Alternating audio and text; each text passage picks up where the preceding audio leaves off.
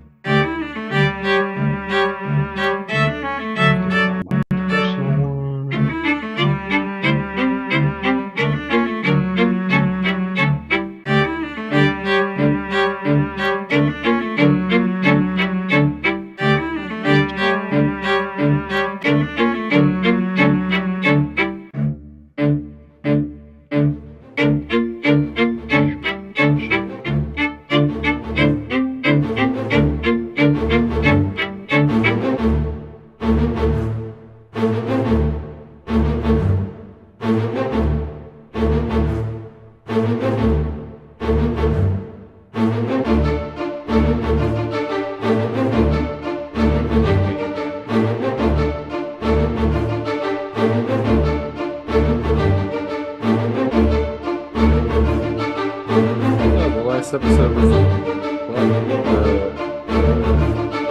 my thing, right? Yeah. Nobody really used anything. I think it was more ability slots. I mean, the short rest would refresh my feline agility. There you go. Oh, well, I mean, technically me standing still for 10 minutes straight would do that too, but that's okay. Really? Only 10 minutes? Yeah, actually, I just need to, like, stand still. Like, the way it's worded is kind of funny. It's literally, if you use your feline agility, you have to wait one full round in order to use it again. It's like a power charge. It's like it's charging up before you can use it again, like in a video game. Yes. So, yeah. So once you use, you can't use this trait again until you move 0 feet on 1 of your turns. Yeah, so it's not bad. One full round. Assuming you don't move the second time.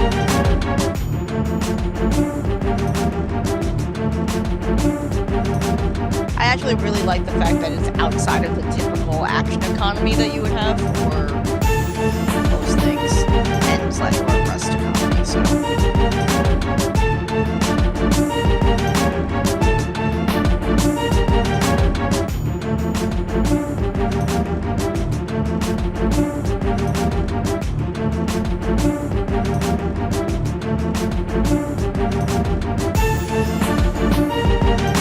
Apparently Discord didn't like me hopping from one Discord to the next doing my promos. It was like showing that I hit enter, but that it wasn't posting the thing right away. It was like hesitant, like, is this a safe post or is this person hacked and just spreading like, you know, bad links. I'm like, okay, take the chill pill.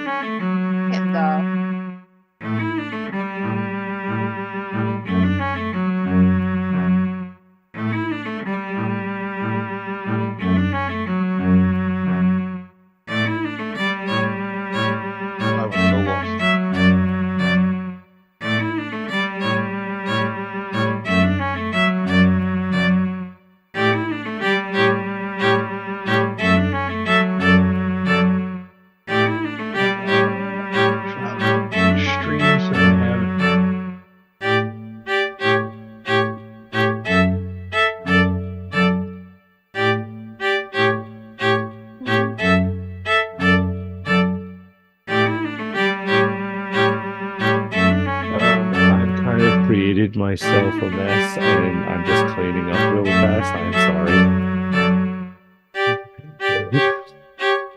I have something. This is not what you think. It's from my work. I went to go reach the pudding.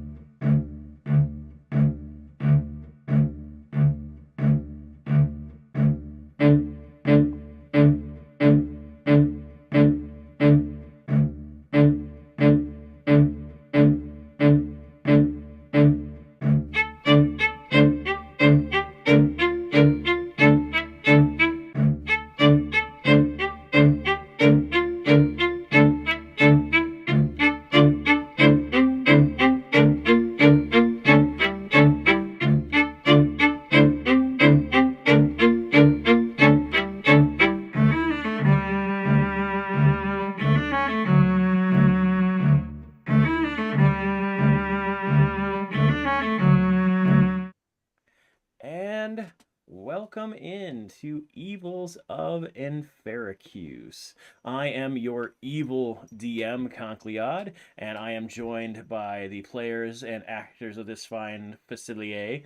Say hi, everybody. Hello. Hi, everybody. Hooray! And it's been a while since we have been in Enferacuse. The city never sleeps, but apparently the stream does and has to sometimes. So thank you for jumping back in with us.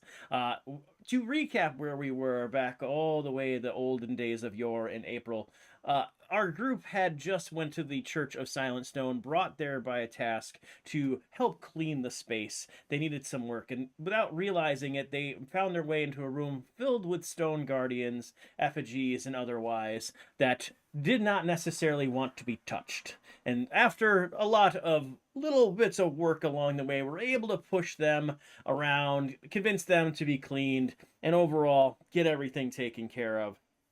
Very much in thanks of Reef, who kept cleaning everything while everybody else was just kind of jawing with them. So, you then all retired back to the Rock Bottom Inn, making your way there to end your evening. Really, no new different things you've learned other than meeting a very upset little gnome who was cursing out a knife maker before calling it a night and making your ways into bed. And we will see what the weather today looks like this evening in Enferacuse. It had been a rather interestingly sunny day, and you can see that in Enferacuse that there is a shine in the night, that the stars with some just some light cloud cover are out, and you can see them shine if you are so awake. All of you, though, had made your way to bed. No major frivolity. The regular party crowd from the Rock Bottom Inn had all died down, had really taken to the end of their night. You can hear Albert snore from the bottom of the stairs if you're listening oh so ever so lightly. And from there, we will jump into the evening. Now, we are going to, let's see, I want to see which one of you are going to take this specifically. Let's see here. Doric, it is late, and you've been in bed for some time, sleeping now. But you hear the door somewhere out in the hallway move, open, and close a little bit louder than you would guess. Well, that's Big Man making night snacks. I go investigate the noise. So, walking out, are you grabbing anything? Are you in your normal night gear? What are we saying here? I wouldn't really feel like I need to grab my weapons or anything, so just normal clothing, and I walk out. Okay. You just walk out, and you do not really see anybody out there. There's nobody out there. The candles are lit for the evening. Just a few that you've noted, one near the stairway, one on either end, either hallway. But nothing really or nobody really out there. Can I use either a perception or an investigate to see if I can kind of tell where the sound came from? My answer to that question is: do you want to move while you're doing it, or do you want to stand in your doorway? I'll move while I'm doing it. That'll be investigation then. The barbarians don't investigate good.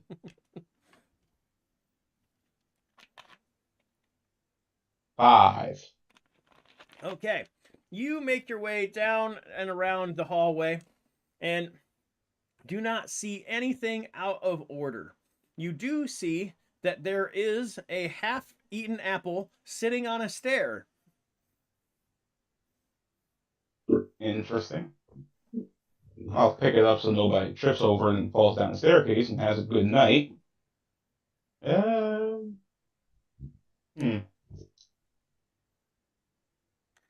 We will Wood pause. door. We'll Oh, pause go ahead. right there. You pause right there for a moment. About the same time.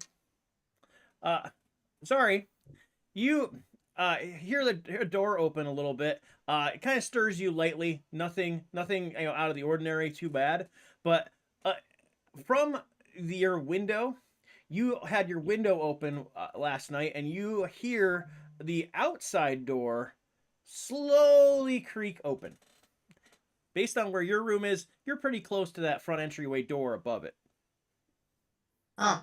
Well, naturally, I'm going to get up and I'm going to stealthily kind of peek through the window. I'm going to try not to make any noise, and I'm going to try to be as invisible as possible. Okay. Roll a stealth. Sounds great. That is a 24. Okay. The bat who is outside at some point in the sky does not notice that you open or move towards the window. The bat? This is the only thing that had any visibility to you right now. Okay. You do now, with a 24, you did see it flap. Okay. Now, when you look over the edge, you do see the door has kind of slowly opened. You can kind of catch the edge of that door because there is a bit of space between the floors, but you can kind of just see it lean its way out. And it appears like it's the whole door. This was one of those, like, the entryway to the rock bottom, has like the door that swings halfway open too, but this appears to be the whole door moving open. Okay. We'll observe the moving door. Perfect. You are watching that. From there, Grim, last night you did not necessarily go just to your room. We also, I think, could say that the lady who is very verbose, that you have sometimes pecked a dream or two from, who is down the hall, you felt a little famished, and you're currently in her space. She is asleep as you feel a rather delectable sing-song happening. Ah, yes, yes. Think happy thoughts as I eat the demons away. While that song's going on, you can usually feel the feelings. Something strange happens though. Out of the window, you hear, more than ever so slightly, a hum. And the humming is audible, and the humming is along with the song that you're hearing in your mind.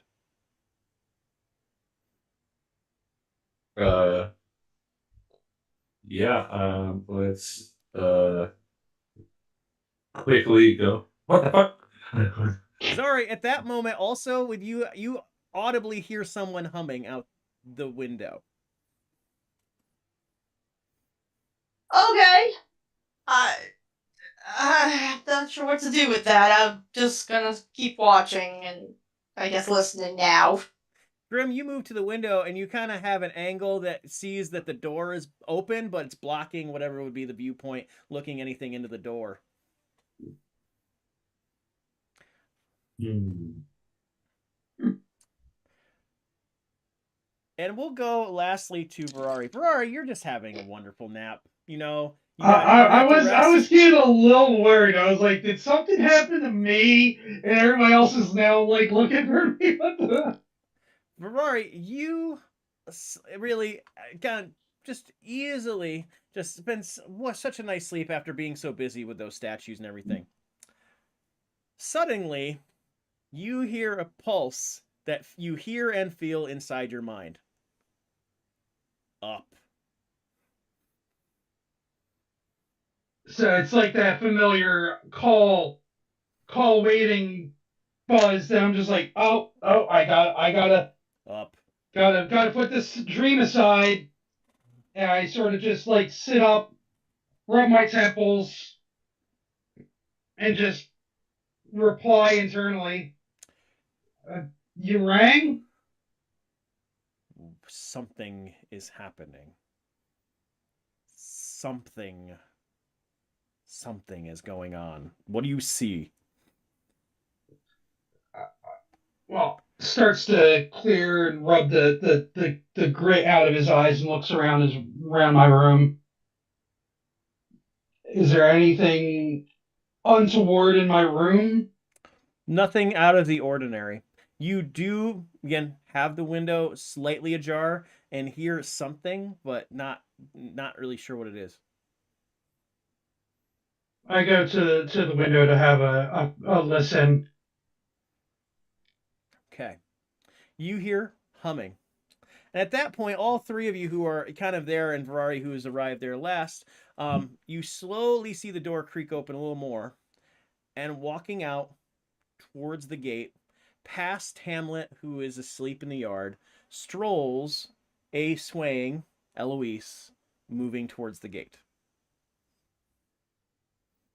Oh, that's not good. I'm like, in my mind, I'm like, we've got a Pied Piper situation. We've got a Pied Piper situation. Copy. And then I look around and I'm like, okay, yeah, not a fan of that. And since I'm the only one really here capable, not that I see you guys looking out your windows collectively, you'll just see Virari pop out the window and just do like the dive bomb fly straight towards the ground level, towards Eloise. Is he on the same side as my window? Because I actually was going to spider climb out, and I think it would be funny that I'm in the process and I'm climbing down, and I just see him.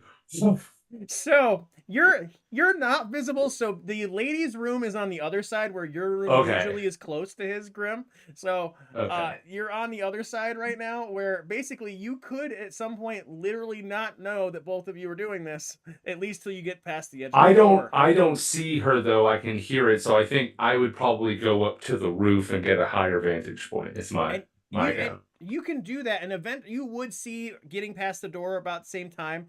Doric, you are familiar with a diving bird of prey making their way to the ground quickly, and you hear that outside. At this hour. Feel free to continue.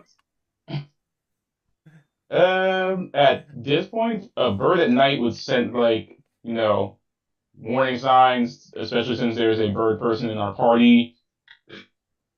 So I will go back to my room, grab my maul, and go running down the stairs. You know how the kids do when they're going down the stairs and their feet are kind of like sliding off the stairs, like trying to get to the bottom as fast as possible. All right, you make your way down. At that point, you see Ferrari has really edged their way right down to the ground in flight, and Grim, you hanging upside down from the roof, also see that. Okay. Eloise is just slowly strolling in front of you, and does not. Once you hit the ground, you see no reaction. Yeah, no, I impose myself directly in front of her and just kind of like, I imagine that, she's probably a little bit taller than me because she's a teenage girl, correct? She is slightly, and I mean very slightly taller than you. Because I'm 3'9", so I would imagine she is not teenage. She would be what you would consider the tween age, that middle school age, maybe. Okay. Between 12 and 14. Yeah, some in that range. I think I had her at 13 and a half. I don't have her. So yeah, I basically I try and pose myself to see if when I go to put my hand out to push her and stop her, if she like resists me, fights back, or if she just kind of like dead stops because she doesn't have a will of her own to resist my pressure. So, as you place a wing out to just kind of gently stop them a bit, Eloise sways, kind of feels it on the shoulder, doesn't really stop, but kind of does what you would consider a very artistic dance move, swirling and just not pushing against you, but moving around to step around you. Hmm. So not like aggressive. It's more evasive. Yep. Haven't we in the previous episode, because she went missing and we found her, is this what we can now possibly conclude is how she left and we just didn't notice? You can Safe bet. you can take Probably. a gamble in some type of roll. This is me talking, not Grim. Grim is probably going down to the window and tapping on her brother's window and going, "Your sister's fucking awake out here," hanging upside down from the windowsill. Oh. So let's note that you're not on the right side of the building to do that, because Well, I mean, once I get to the roof, I'd be able to pick a side. Yes, Is what I'm if you'd talking like about. to go over to the other side and knock on Tobias's window, you can do that. And about that same time, Doric, you get to the door. Okay. And you do I see open up- Harari out there now in front of Eloise, who appears to be dancing in the courtyard. Just dancing. Well, that's what it looks like as you just arrived. I open the door. What are you two doing up at this hour? Now's not the time to be asking me what I'm doing up. Now's the time to decide what to do about her not in control of herself. The only thing I can think of is the humming is. I say- Well, it's not get copyrighted, but that's what I'm thinking is happening right now. It's that ghost scene where they're all dancing in Anastasia. I'm still at my window. You are. Okay, so I'm gonna jump down at this point. I don't know if this is like another roof, like that's above where they are, like adjacent from where she's wandering. I don't know. I'm gonna jump somewhere. You can basically safely land down on the courtyard in front. Okay. That no problem with your agility. So Okay. you hit the ground, but you do see Eloise is not really moving like tremendously fast. Just kind of swaying out towards the gate. Gate is shut. For those of you who are in the front. Grim, you make your way to the back, and you're hanging upside down outside of what you believe, based on going back into the rock bottom like you did last time, where you think the room that Tobias stays in is.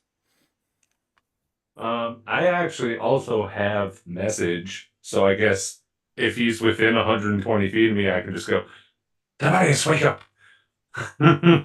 Which do you choose to do? I guess I would. I probably seeing everybody is down there. I would probably on my way down to the courtyard just go, "Tobias, you need to get up. Your sister's awake and outside in the courtyard in the middle of the night dancing." You get no response. I'm gonna go and open the front gates. Oh, I'm so sorry. I thought you finished your scene. I will belay that remark. I just said, "Oh fuck," that was just responding to him. Yeah. And I proceed over to go open the front gate in front of Eloise. You go by and open the gate.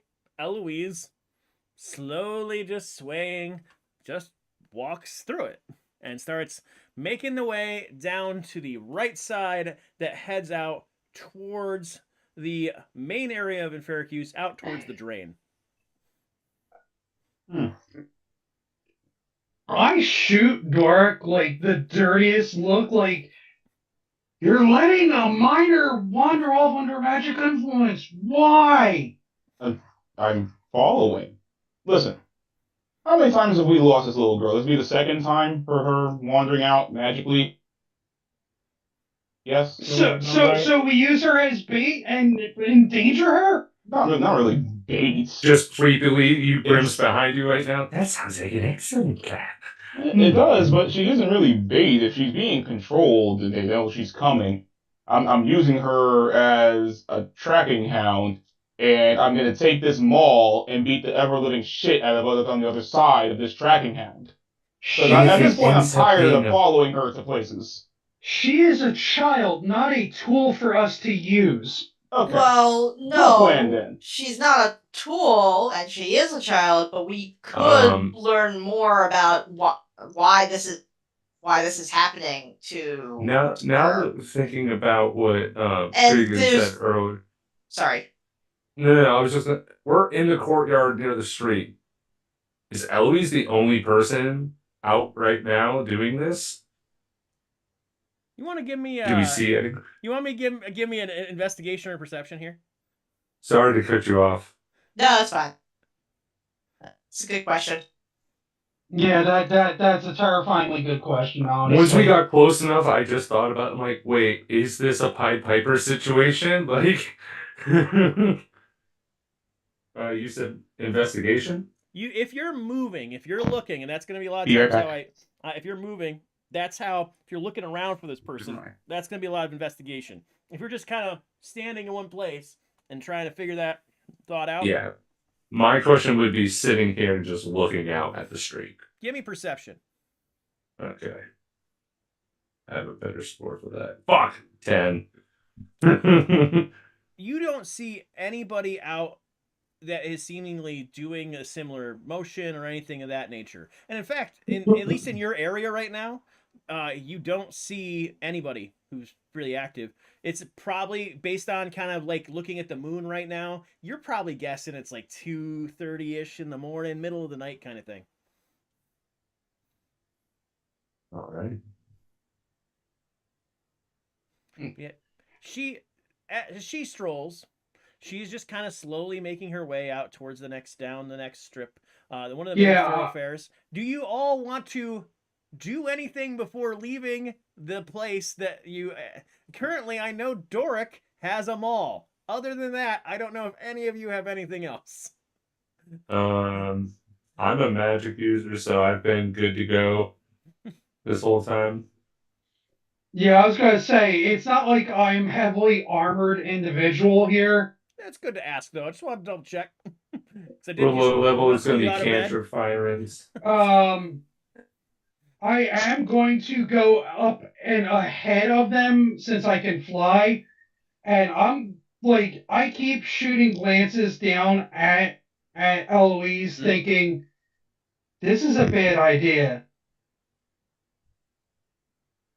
I mean, I think we were just lucky enough to find her this time. Do you want to just wake her up, bring her back, and then hope we're awake every single time to grab her? As if this is a place that she goes quite frequently and we cannot find her and it's safe, we'll know where the location is. You can tell Tobias. I think as people who do not qualify as her parent or guardian, we don't have a say in how she is handled, but we should not be letting her be used in this fashion, whether or not it benefits us solving the problem. She sways, and since you're up in the air, Ferrari, you can see that she is just kind of slowly making her way out towards the drain, towards the northern bridge that crosses the drain. That's where the incident happened before with her, correct? You all found her last time in the docks. That's where she was. Okay. Hold on. Where do we have the map? It is in Discord if you'd like to see it. It does exist there. Yeah, I'm just trying to figure out what channel it is. Oh, there it is. You said she's heading across the bridge towards the drain, you said? Yep. Which is for anyone who does not have a copy of the map, if you're a new person here, it is the waterway that goes from the lake through Enferacuse out towards the southern wall. Okay, I see. Okay. So it's the southernmost bridge on the inside of the walls. Yes. Well, no, And the northernmost bridge is where she is currently strolling towards. okay. Yeah, near All the right. church. My bad. My bad. I can see it without even having to look. Oh yeah, because you were saying towards the lake. Yeah. Now, you all start just following, just making sure that seeming the path's clear. You don't necessarily see anybody who is also in your path or in Eloise's. You do see, at one point, across the drain, before you get there, the standard bearer, lanterns, and guard taking a walk from the other side north to south. Walking must be what you would consider their appointed rounds.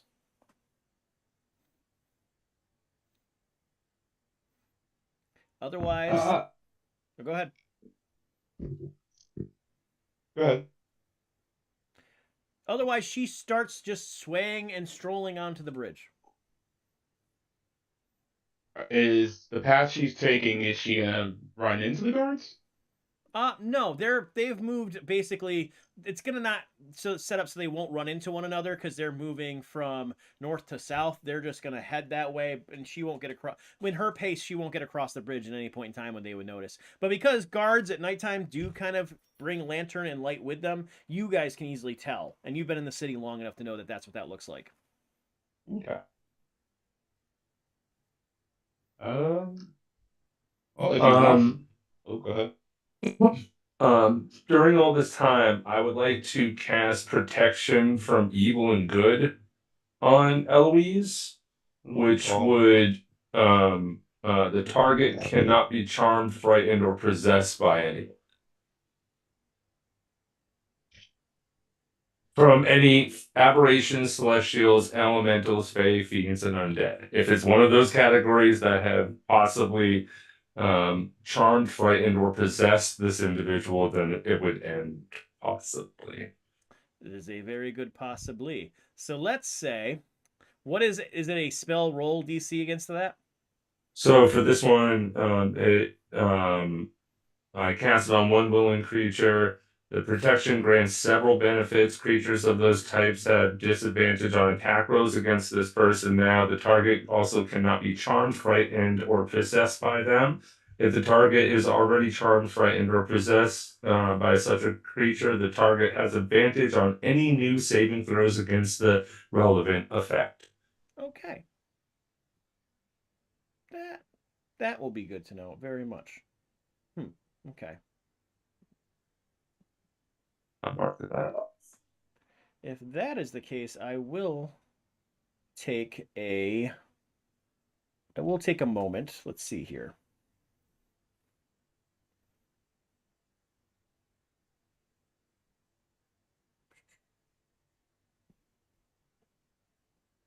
What is his? Of course, I don't have that part up. Let me see. Oh, there it is. Okay. She continues swaying down the way.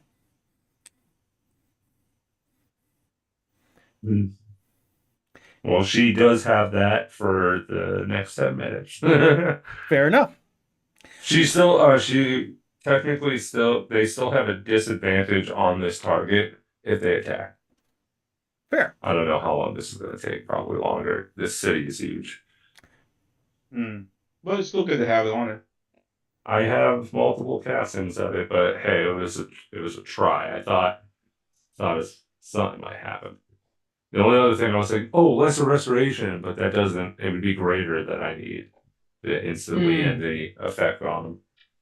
And that's an expensive spell.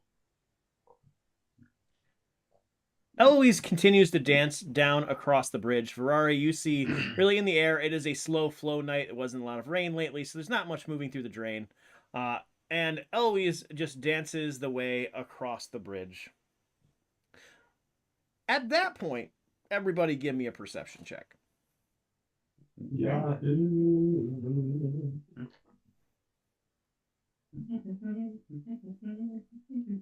Perception, yes. Yes. Wow. All right, 19. 14 for me. Or no, 16. I'm sorry, I looked at the wrong stat. Maybe I, fuck yes, oh, 24. also don't know if me being in the sky changes anything for my what I'm going to see, if anything different from the group. Not at the moment. Got a 6. Okay. Oh my. Doric and Grim, as you're kind of walking behind Eloise, you do realize that in about 5-10 feet, there is an open grate cover just in the ground that is currently open that Eloise is strolling towards. Like a hole in the ground? Well, it's a grate, so it is what you Oh! would consider the level going towards the sewers. It is currently open. That is... Question. That is the same grate that I went to earlier that there's random people that go missing occasionally in this weird area? Give me a history check real quick.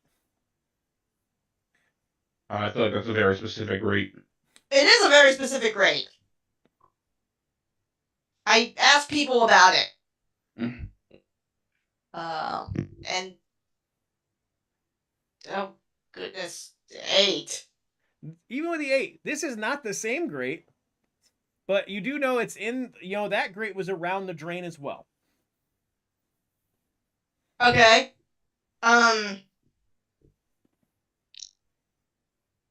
gonna, let my party members know that,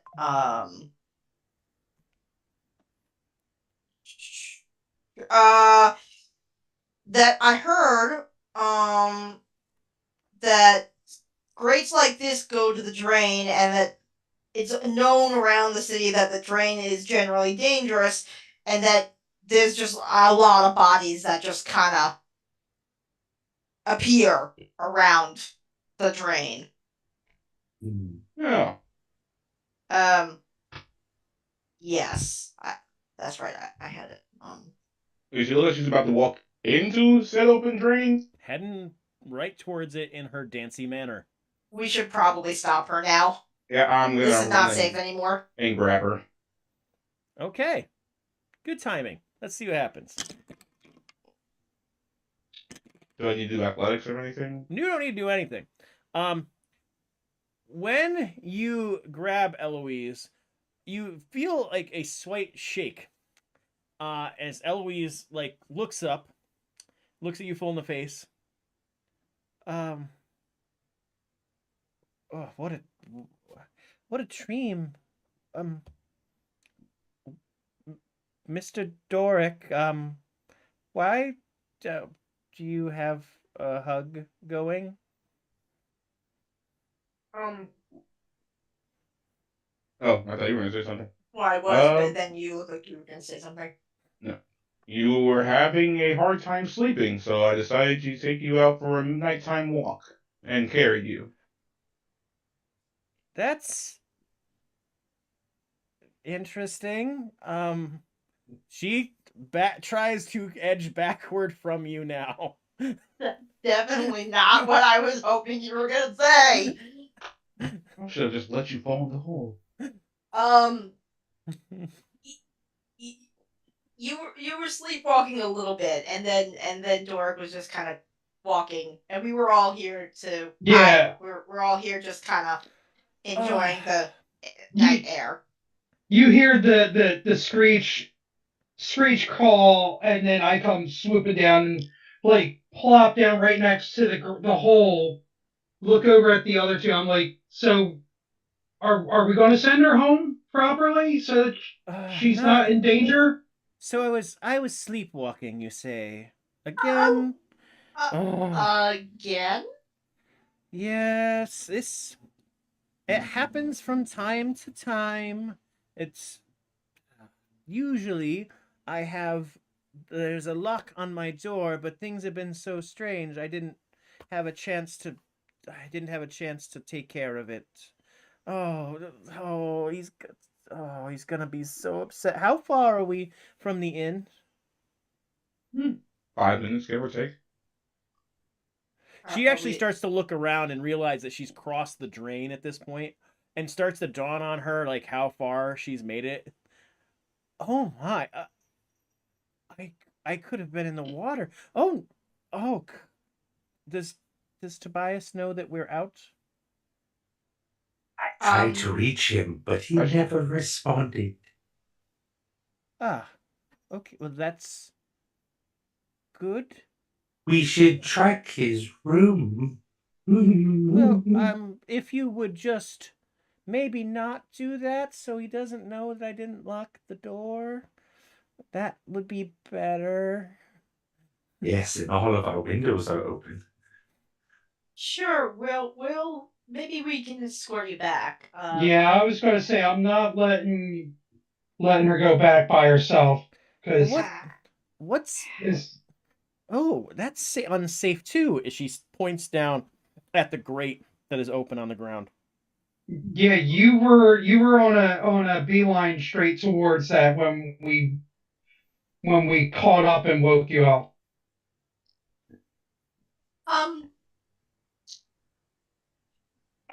how freaked out does Eloise look?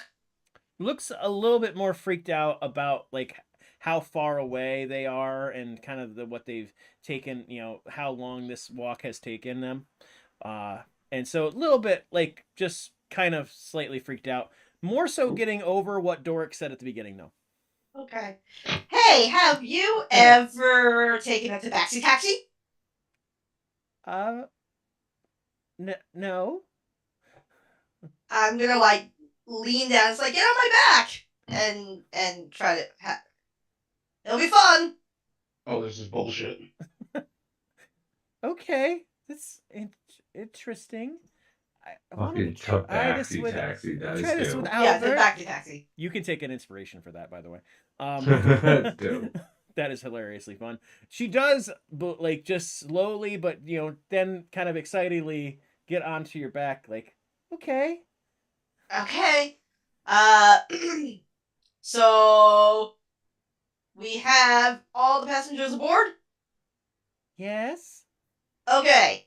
So we're gonna go fast but safe, and we're gonna go right to your room. Yay. Okay. Great. And hopefully no one will know the better. Oh, we'll be super quick. The tabaxi taxi has never had any complaints so far. You do this a lot? Why, of course. I'm just... He's the best taxi I ever have to see. Great, okay. It seems raring to go. So I'm gonna use my feline agility, and I'm gonna safely, I'm gonna kind of judge based off of, how she reacts and was, clinging on, but, be fast but safe, and kind of speed up and try to get back into where her room is, do all the things. Okay. So you start heading off. What do the three of you do as well? Before anything happens, I'm just gonna look down the hole. Can I do a sacred flame down there to illuminate to see anything down there? You can. I do that. Okay, you do that. Send a flame down. As it goes down, you see what appears to be just like the sewer, kind of as it starts its way down and piping or whatever must be, keep that space moving. But as it goes further down, it starts to illuminate moss and something else that weirdly illuminates not like a metal or a piper, but rock and plant.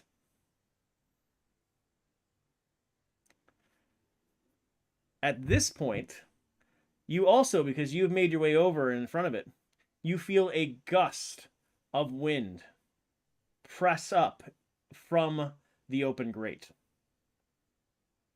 On the gust of wind that comes out of there, there is a bit of a puff and a smell of the forest that seems odd until one thing pops up, floating out. It's a green feather that drifts up and starts to flutter back down to the ground. I take the feather that I kept from when that remnant of the cage was found outside of the inn, and I pull it out of my bag and I compare it to the one that Grim just picked up. Looks rather similar. And when we discussed this, I thought it looked like the one from the Aarakocra boy that we had met.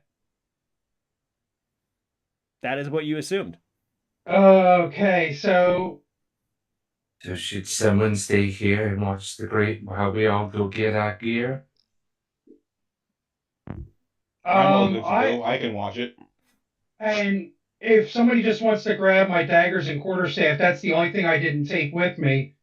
I can stay in the air for Doric just to keep an eye on our peripherals while you have the ground view.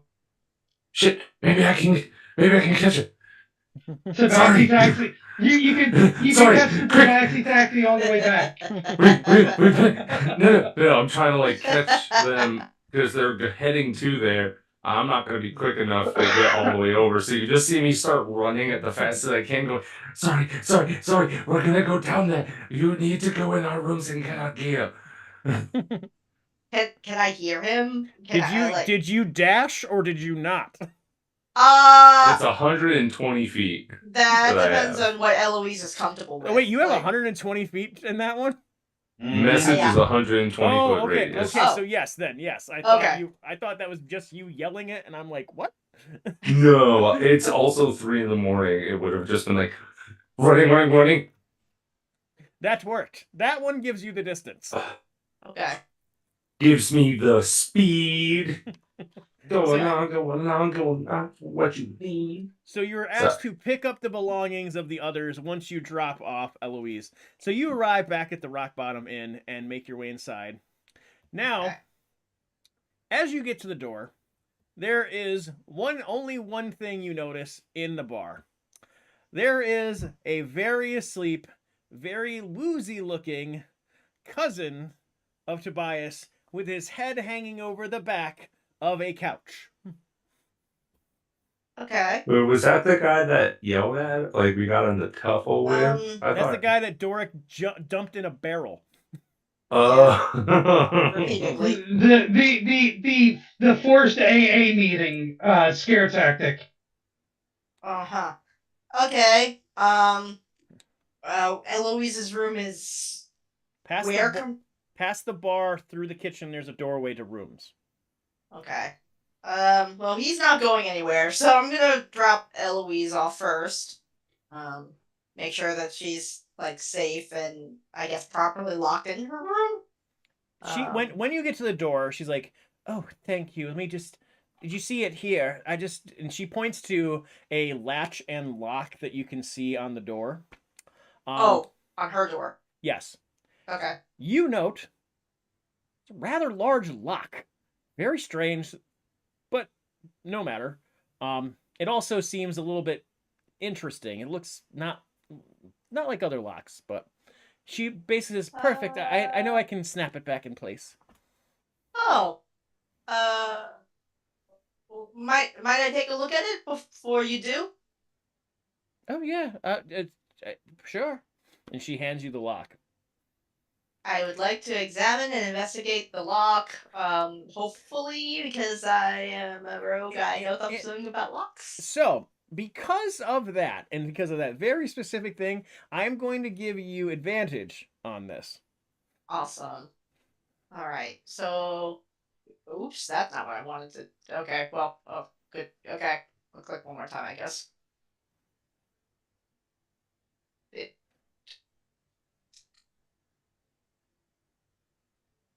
So with advantage, that would be. That's a really, really long delay. I think it's 21. Yeah, 21. Okay. This lock is a larger lock, and for the whatever the door would need, you can definitely tell it's not easily breakable. You can also tell that there are runes carved into it that make it very resistant to magic. Okay. So it's unusually large, has runes in it to resist magic interference. Yes. Okay. Anything else? Like, other than it's very sturdy. It is a what you would in the business what you would say as a high-end lock. Okay. So high-end, large, sturdy lock. It's an expensive lock. High-end, large, sturdy lock with arcane runes. Runes to resist magic. Okay. Thanks, I say. It was really cool looking. Well, do you need... I give the lock back to Eloise. Do you need anything before you go to sleep? Any glasses of water? At that note, one random thing just kind of swoops by your leg as you note Albert strodes into her room. Oh. No, I think I'm good now. I'm gonna get to cuddle. Bye! And as she goes to, it seems like Albert just hops up in the bed, and probably something you now realize has happened before, but hasn't come up. Okay, that's cute. I like that. Okay. So, and you hear after the door closes that the lock that you had seen click on the other side.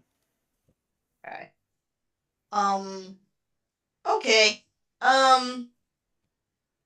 I guess I will go and check out the drunk cousin on the table. His head is hanging over the end of a couch, but yes, you can go. Couch. You can. Yep. Okay. Is he all right? Like, is he breathing? He is breathing. Okay. I guess I'll try waking him up.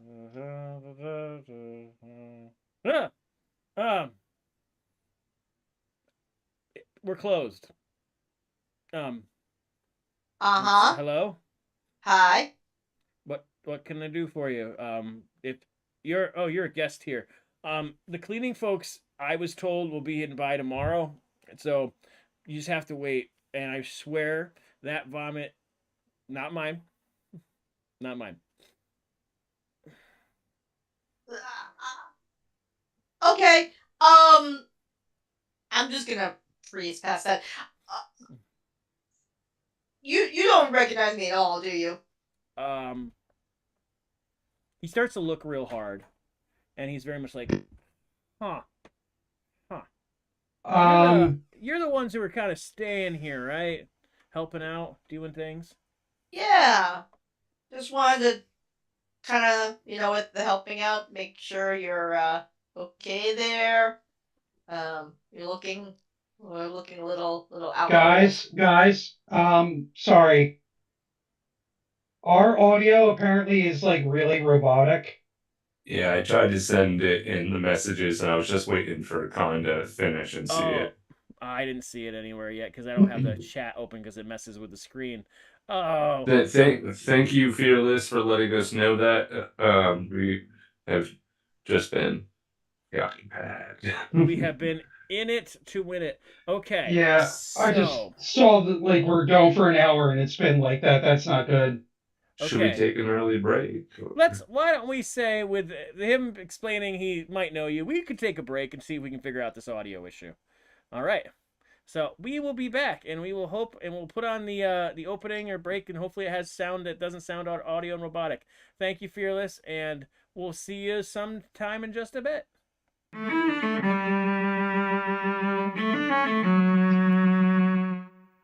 Sorry for music cutting you off. Is good. Yeah.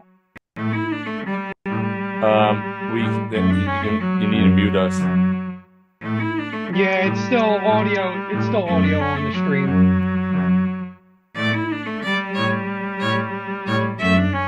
We're still having a little difficulties. Please bear with us.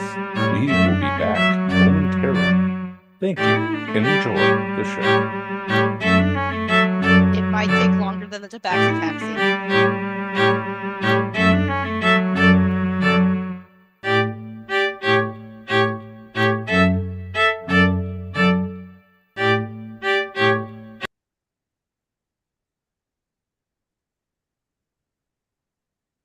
All the audio is gone now. Yeah. Oh no, we can still hear us. The audio for the music is gone, but we can still hear us.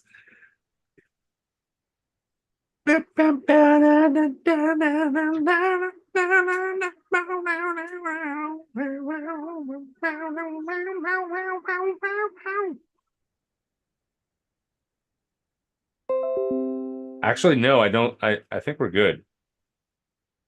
Actually, no, I don't. Nope, we're good. We're not robotic anymore. So, yay.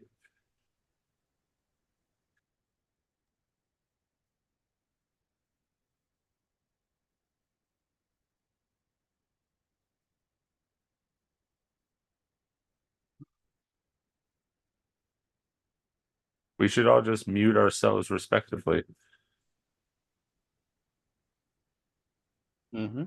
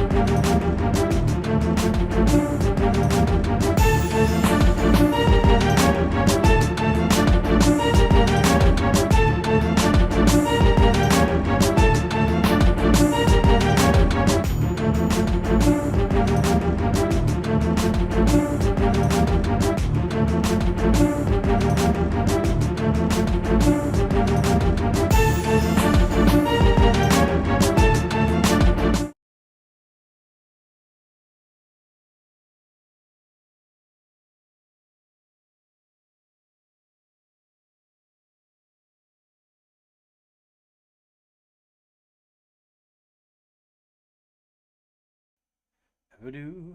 Okay. I am turning the two things on. Oh, wait. There we go. There it is. And then it got robotic. Yeah. Oh, did it? I got an ad as soon as I heard. Of course. Same. All right. We were good before. Do you have like a storm in your area? I don't, as far as I know. Doesn't mean anything.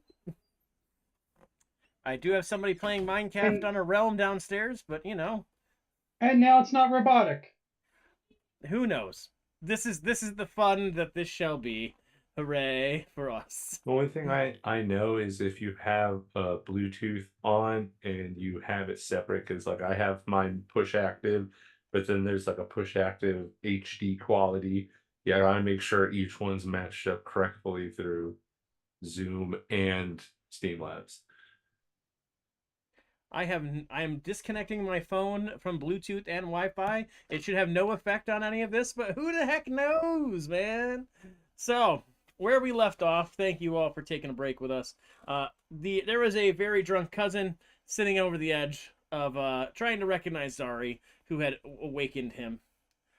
And so we'll join back in there. Yeah, you're one of the rough houses that stay here, one of those roughnecks, right?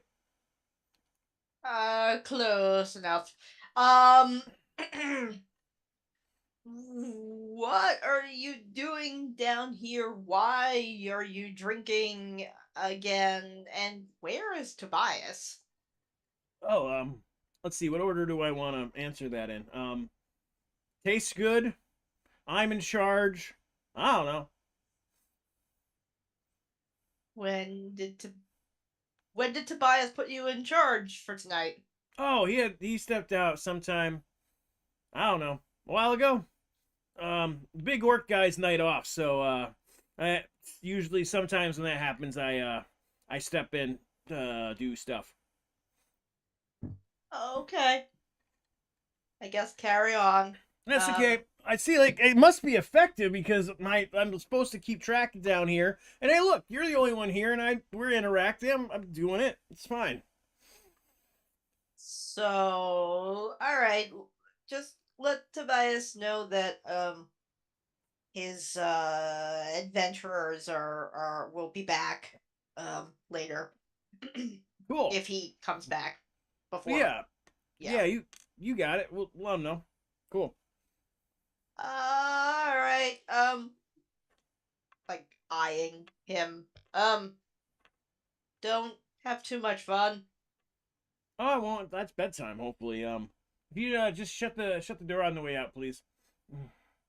Sure. I'm just gonna grab some stuff. I'm gonna go grab all the equipment requested. You do that, and you make your way out of the inn, back down the road, and out the way.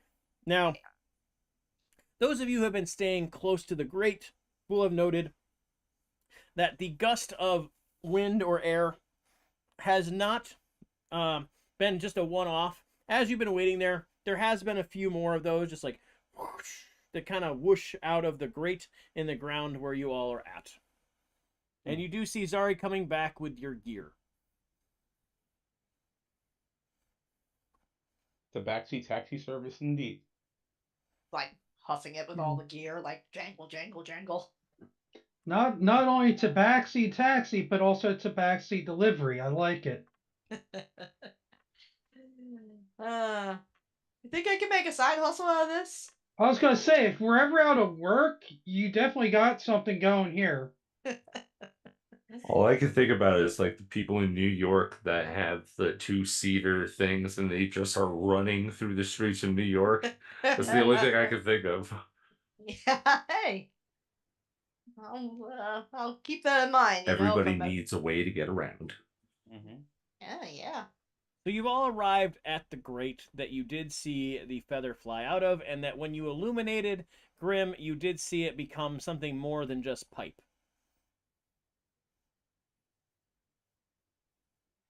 Have dark vision.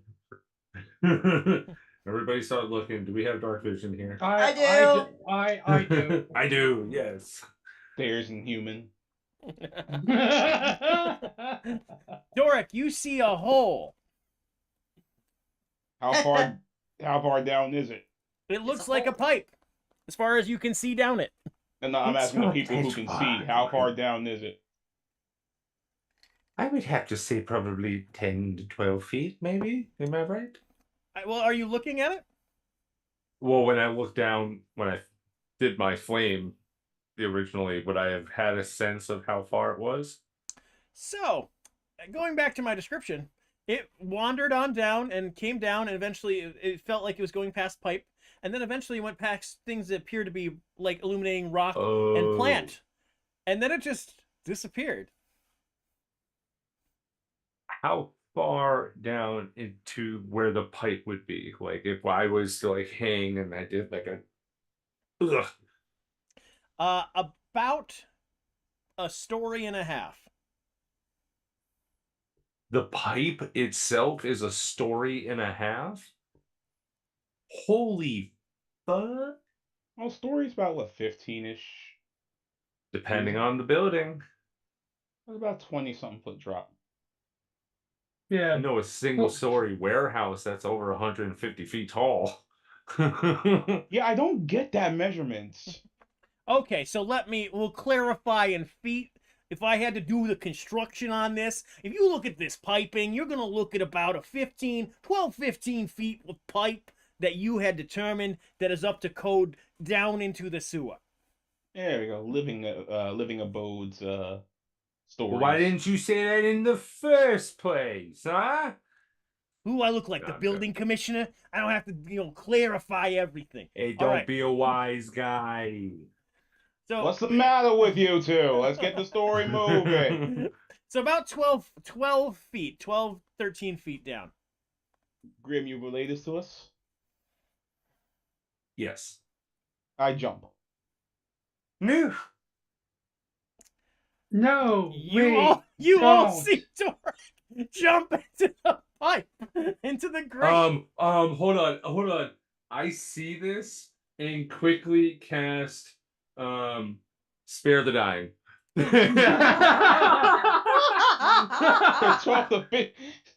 You gave me a number. I thought the number was small. I'm going. Okay. So I do the exact response that I gave. It's the no, wait, don't. So those of you slack jawed, like those of you with dark vision today, and it hurts to laugh. Those of you, which is everybody but Doric, see in the dark vision him jump into the grate and start to fall downward. You see him for about 20 or so feet before he disappears. Hell shit. All right. I just go and nosedive in and then glide. Oh, so you're going face first, right? Yes. Okay. With wings out so that I can catch a current and not just go boom. So, is anybody else doing this, or I'll just describe where you get to? I want to listen to the sounds as they're going. Oh, down. you're going to hear the owl screech as I start going. Oh down. yeah, that's good. That'll help me figure out how I'm gonna descend. It's a great point. Good point. So you see Ferrari streak in his normal kind of thing, and you see him going down for about 20 feet. And at that point, you do not see him nor hear him. Oh, that's terrifying. It's just a void. Oh, okay. Interesting. Now, no one else has jumped, so we're gonna kind of move forward with at least what on the other side of this. Doric, you fearlessly jumped down to make your way into this. At a certain point, you feel your center of gravity shift, and you basically, instead of going down towards your feet, you suddenly feel yourself very shortly landing on the ground on your back. On the back? On the back. Ow. I'm not happy with what's about to happen to me. Okay, I'm gonna barbarian this off. Coming in behind you. Didn't hurt. Coming in behind you, you see face-first baseball sliding into the ground. Ferrari slide about another 3 or 4 feet as the wings are spread out across the floor. That's gonna be a wicked belly burn. Oh, God, I'm glad I have feathers. Oh, I look down at them. What are you doing over there? coming after your dumb ass. What? Why? So I don't know. You think gravity affects everyone, but I am the exception. I say as I grab my maul and I start looking around. as you look around, you realize that you are in a forest. And if you were to look back towards, like in a certain direction, you basically see that now there is a skid mark coming out through a set of basically very wide palm style leaves and branches. And you basically see that Ferrari must have skidded to the ground through that. I slowly get up and look in the general direction that you're looking, seeing the skid mark. I'm like, we did jump into a sewer and we landed in a forest. I know that we could see like moss. Well, you couldn't see, but the rest of us could see the mossy, earthy. I walk over to where the trees are, where I skidded through, and I just kind of go and do like a to see if there's like a weird like illusory feel to it. If there's like a like a hologram like feel like when I reach. You touch a tree. Oh, Um, I thought we were gonna have a Mario type jump. Oh, N64. Yeah. So Zari and Grim, going more back of to the you. live action movie. Oh, hilarious! Also, Yes. back to you two who are on the other side. You Oh, realize my that they had jumped in. You did not hear a thud or a anything. So you basically now do not see them, and they are down there. So, I turn to Grim. Do you have a way to go down, or do you want to do it the or non-flying, non-barbarian way? Ah. So you're. I just look at I just look at Zari and go, You're about to learn one of my many hidden talents. and as I just begin to walk over, I take a step and you watch me invert myself back into the pipe as I take a step in and spider climb down and around the pipe until I get down and it goes, Hello. Let's say you do that at about 15 feet. well, it's one of those like it's as long as I am able to step down on a surface, so I'm assuming I do that like seem like when you're standing on water, but then you go Oh no, reverse. I mean like how far it is you're down until you wave back, just so Yeah, I can give okay. a reference point. I just Hello. Hello. Come on down. Be there in a second. Is there what's around this great area, whole area? There is, and no one has asked up until this point, there is basically you're on the edge of one of the streets, and there is a couple of buildings out and about of it. There is one, looks like a small market tent shop outside of one of them, and a lamppost. Oh, great. Lamppost. I'm going to take a rope, tie a knot, or tie around the lamppost, like a knot, and then I'm going to, like, hoist myself down. I could climb it, but I would rather not. Are you tossing the rope down, or are you not? After I tie it to the lamppost, yes. Good. I'll be there too. Oh, So, Grim, also, yeah? I'm sorry. If I get a second, I'd like to also take out my dagger and carve very quick in Thieves' Camp. Leave rope alone. You do that. Do you do it on the lamppost, or you do it on the street? No, I'm gonna do it on the lamppost where I tied the. Perfect. All right, it's on the lamppost. Yep. So, you drop it in. Grim, you see this rope go past you. At a certain point, though, that seems a lot closer than you had expected, you don't see the rope anymore. It just kind of goes down, which kind of looks like it's like to a ground level, maybe? Back to Doric and Ferrari. Doric, you were looking kind of around, and you see Ferrari touch a tree real quick just to make sure it's still a tree. At that point, you hear like a swoosh through the trees, and you see a bit of rope kind of come a little bit through the tree and then pop down to the ground, sitting like this, like it's brushed up against the plant life. Huh. I look up at the rope coming out from the tree. I kind of like grab it and shake it a bit. Like, what the hell is this? Sorry, as you're climbing down, you feel the rope shake suddenly. Damn it. I'm just gonna like go down quicker. As you make your way down, Grim, you step into what you think is you're trying to put your hand out to see if you're going to hit the space that feels like ground based on the disappearing rope, and you basically feel your hand pass through nothing. And as on the other side, Doric, Ferrari, you see a hand pass its way through the foliage and moving its way out. Is that what you're looking for, Ferrari? Yeah.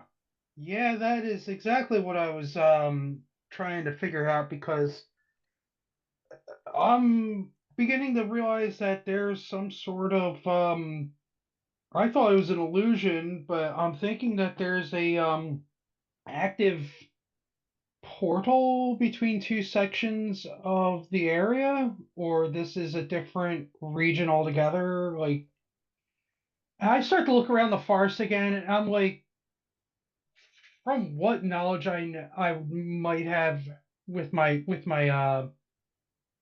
patron, does this forest look anything remotely like a Fey forest? So hold that thought for a moment. Grim, let's say you step through at that point, and you all realize Grim just stepped through the foliage.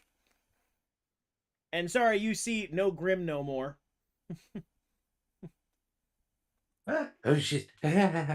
No, you actually are standing on ground, because the way you came in is that like you walk out basically.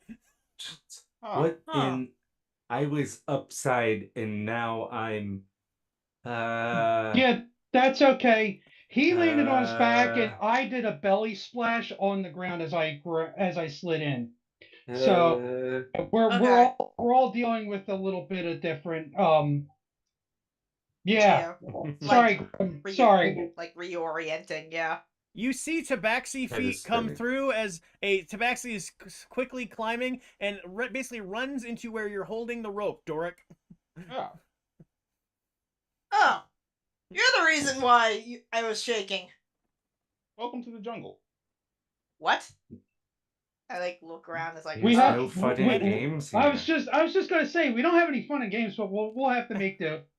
As you do that, and Ferrari, you took a look around real quick. You said you were like trying to rely on your patron knowledge, of things of that nature, right? So are you looking at like in a current sense or in a historic sense? From like what I would have both gleaned from my patron and what I would have read from books, to see like if this looks like anything that people have described as historically Feywild. Well, let's describe what you're seeing. So you all now are out into this space, and the space around you seems very different. That in terms of the trees, they are very tall and have what appears to be a bark that is brown, but also streaking with purple and just odd color scheming at times. As you see that the trees themselves seem like they have foliage that's a bit wider in spaces, or needles that are less that like you would see with straight conifers, as they would just be kind of poking out in a lot of directions, almost like a cactus.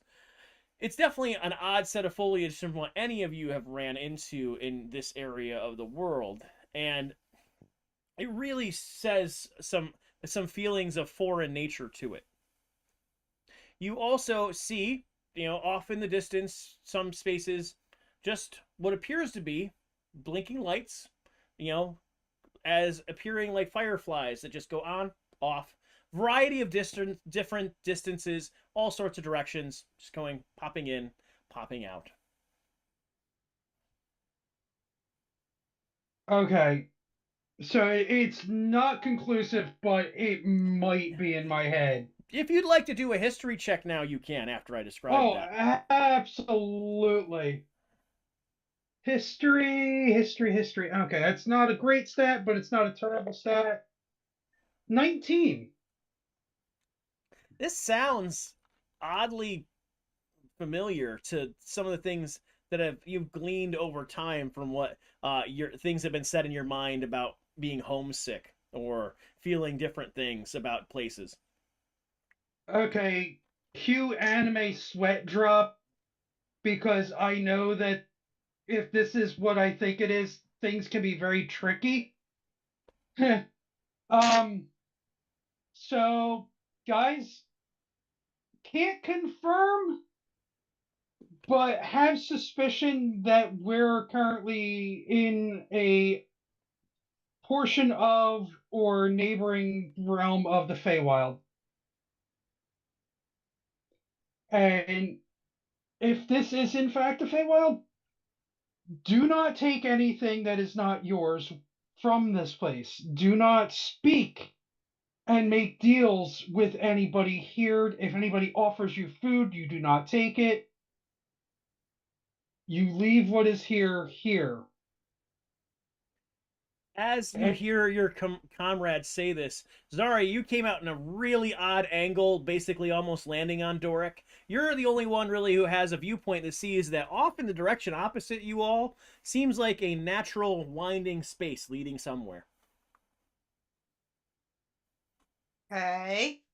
What about traveling? Because that looks like a path or a place that we could go. Pathways aren't terrible. Um, Also, don't enter circles that look like they have been created here by others. Those are usually fairy circles. They can trap you or something. Just if we interact with anybody here that doesn't look like a resident of the town, take very, very great caution. This is an area of great interest for me in my studies.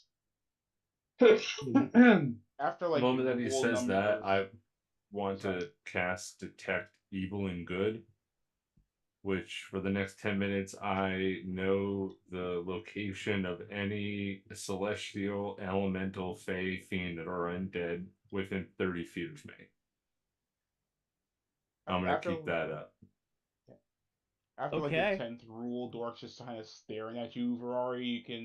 You can kind of guess he's probably forgotten at least 3 or 4 of them by now. Grim. Oh yeah, no. They're like I would have like a child leash on you if I needed it. If it did any And you'd good. be like one of those girls that like are being dragged by their giant pit as you're trying to bring them to heal. Grim, what's the distance on that? It's self within 30 feet. Okay. If it's self within 30 feet. Grim, there are several presences, an overwhelming amount of feelings that basically are in any direction that you could put this sense to at this moment.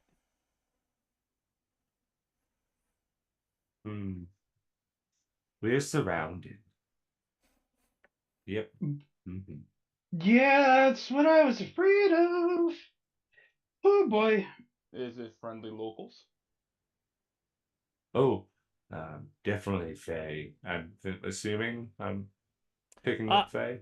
So does it allow you to determine what it is? I think the spell's vague on that. I thought it was as well. I'm going to say that based off of what Ferrari said, and me putting up knowing that Faye would ping, I'm just gonna go with Faye.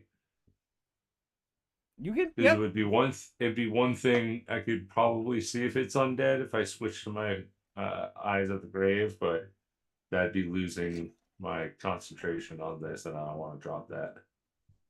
So you again, we're gonna say that you have all these presences going on, okay?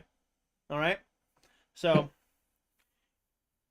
and with that, you see the pathway. You see the rope sticking out of it from the branch. And what do you all want to do with this? That has to be an obvious trap. I'm sorry, you cut out for me. Oh, you see, basically, I'm asking what you all want to do with this. You see a winding path in front of you. You see a rope that is sticking out and then going down, based on where you came from.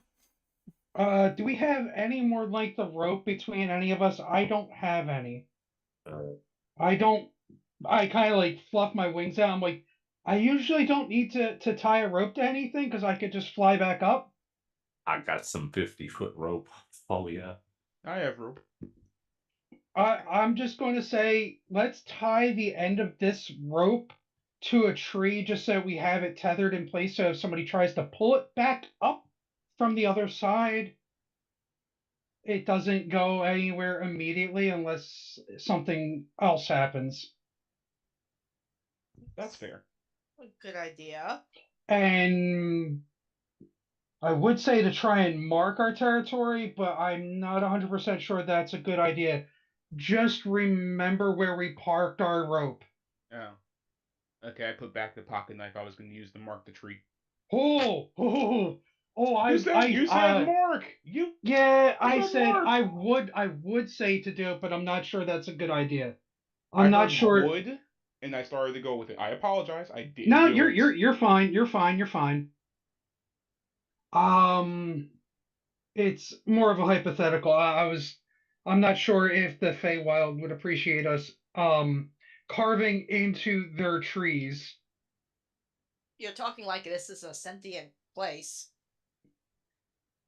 You would not be you'd be surprised. You'd be very surprised with what's intelligent here and what isn't.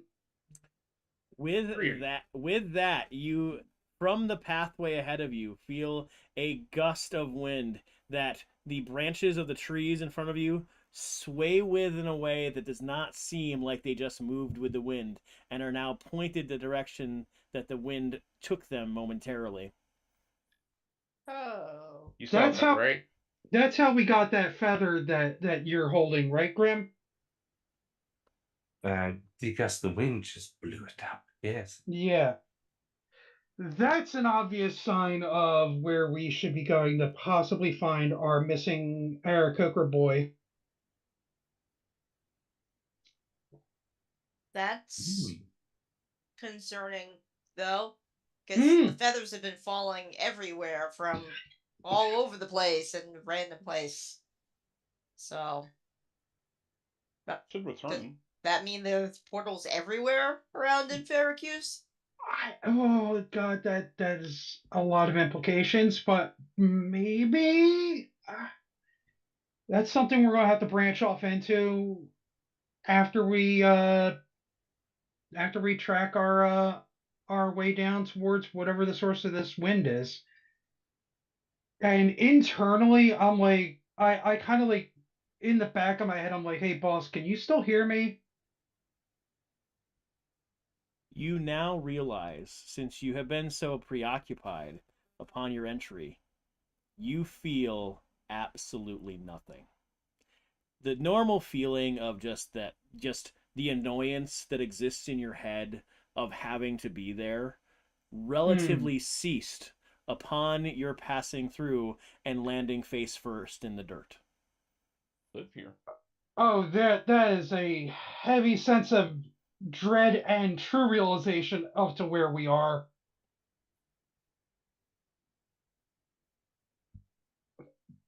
Very much starts to just walk towards the direction of the wind. Oh. Is not even waiting, is just starting to walk. I guess we're off. See? Sometimes just starting up on your own gets things moving, like jumping into a hole. Wait, someone give me the rope! Oh, go ahead. You've tied the rope. So assuming at this point, if someone's handing it off, you were tying it while this conversation was going. Okay, great. Great. So I guess after doing that, I'll follow Ferrari.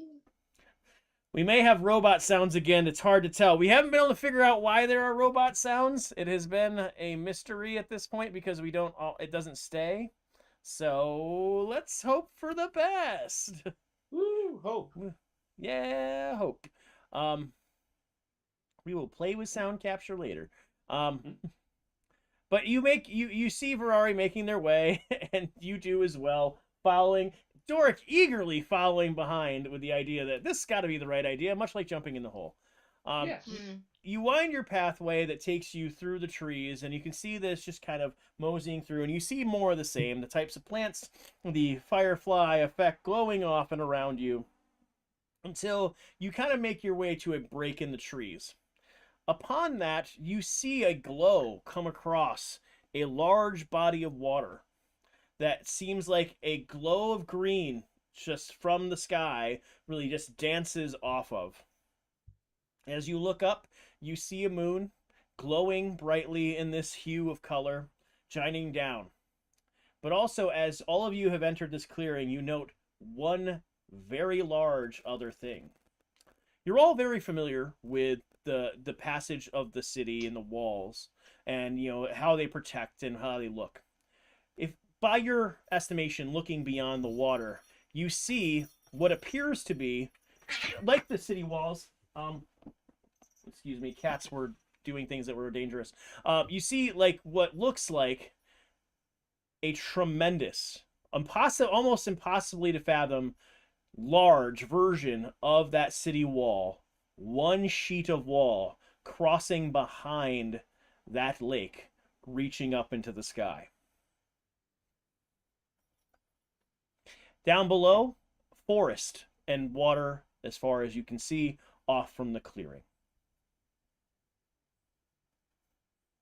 Yeah, that's a big wall. The way the chunk, this portion of wall, is it positioned like it looks like it's like slanted, like it's actually a path, or is it like proper wall? It is a wall that stretches across as far as you can see, lengthwise straight across. So Okay. it is not leaning in any direction. It does appear to, much like the city wall, have a parapet at the top where you can see some design up and down. But it is gargantuan in size. Ah. Does the gust of wind still come and go? You can not feel it the same way. It does appear that some of the trees, now that you're in the clearing, kind of arch in like a curve, so it kind of looks like a bowl shape kind of going around the clearing if you were to look at it versus what you saw the wind move them before.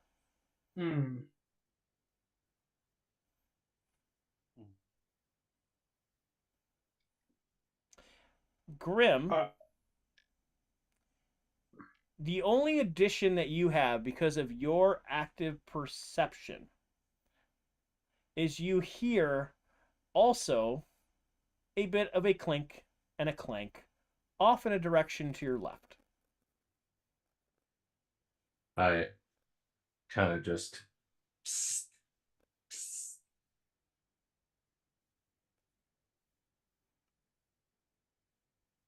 That's to the whole group. You get a pss, pss, pss. Someone over there. I can't understand whisper talk too well, so. Oh, I whispered there is someone or something over there. I do the very creepy owl head turn. Don't do that. You do, and you look in the general direction. There is say you're in like the bowl shape of this clearing. You do see out in the direction that Grim is pointing. It does break a little bit, heading out towards the water.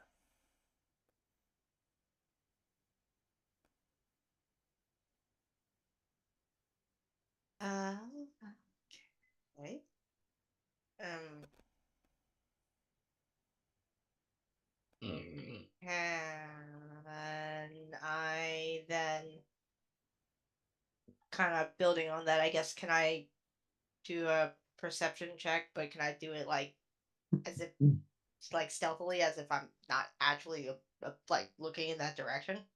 You can stealthily do the perception check. Are you actually moving from the location? None of you have moved from the break, as far as you said, in the break in the clearing that you moved into. No, I don't want to move. Okay, then you can just give a perception an active one.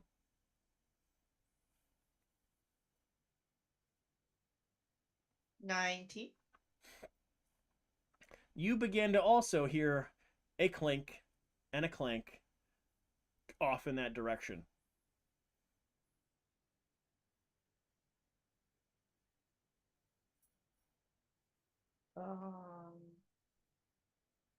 I guess is there something I can hide behind? There are all those strange trees and some strange shrubbery going around the way. That doesn't sound good. Ferrari, Hmm. are those like pointing towards the trees? Are those climbable safely? They. Uh, I don't. I've never been to the Feywild myself.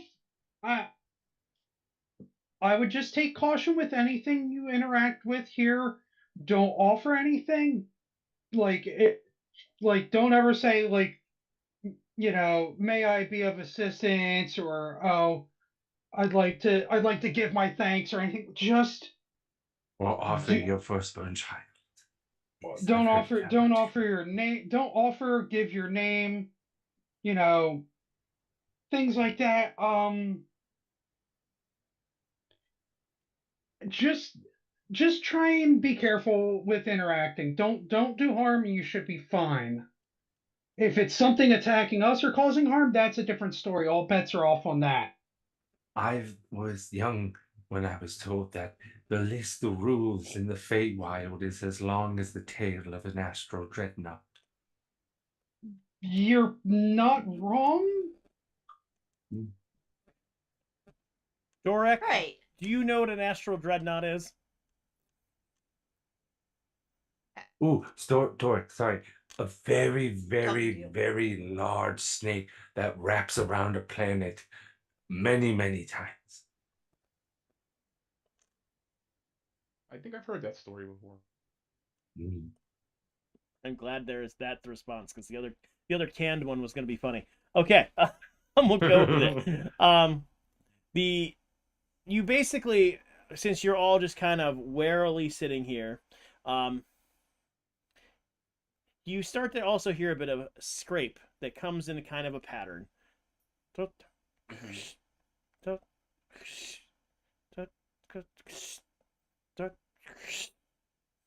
Yeah, I'm gonna take up into the sky and start like not like vulture circling, but looking for like an area that I can perch, but be less visible or directly reachable by whatever's out there causing the disturbance.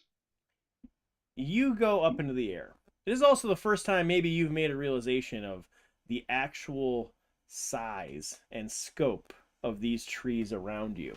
Because as you climb into the air, trees climb basically with you as they just go up and up. And one of your best options is to take advantage of one of their perches if you wish to, because the ability to try to get up there is going to take you some time, you realize. Yeah, I'm just like, yeah, the trees are going to either be fucking with me as I climb, or I just resign myself to finding a decent enough spot and perching. You do see a reasonable branch off the edge of the bowl. Yep, I come down for a soft landing. You all see Ferrari go up in the air and eventually choose a space to basically perch up there. Um, now that you're up there, Ferrari, give me a perception check. Cool beans. Come on, good dice. 8. Not good dice this time. That's As very, very mean dice.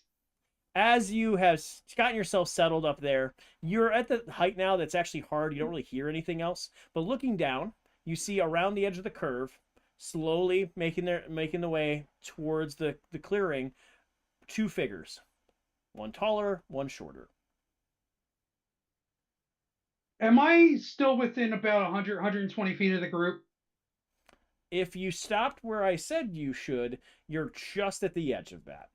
Okay, I point a finger and message down to Grim and tell him it's, I can see 2 figures, one bigger, one smaller.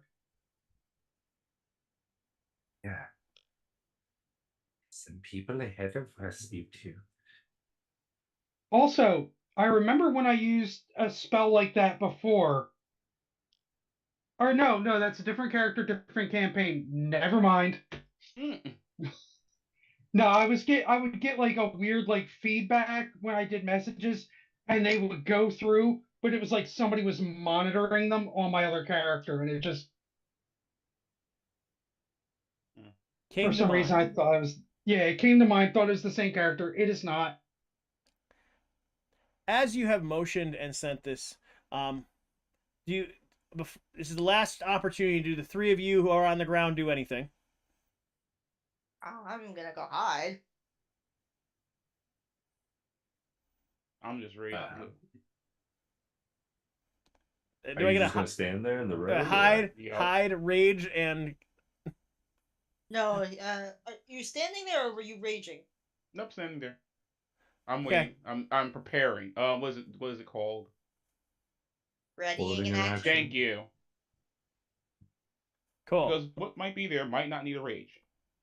Okay, you're readying a rage in case you need to get angry. Fair. Rage ready. Okay, and Grim? I guess.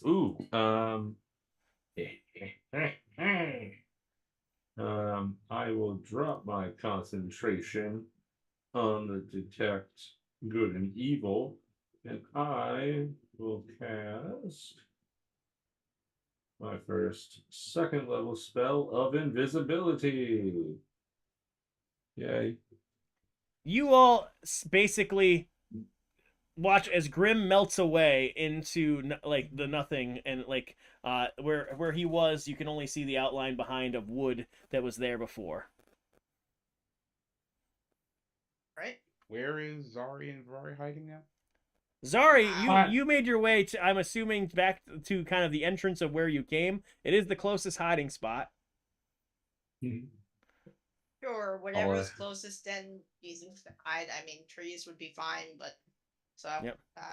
And Doric, you're just standing there. Fair. Yep. So, all right, and right in the middle. Ferrari, you see these 2 figures pass along, making their way around the corner. You don't really hear anything. You're up a little high. Doric, Grim, and Zari, though, you hear this making the way around the corner. Nasty business, nasty, nasty. I hate it when we have to do that. Oh no. Terrible, these motherfuckers. Terrible.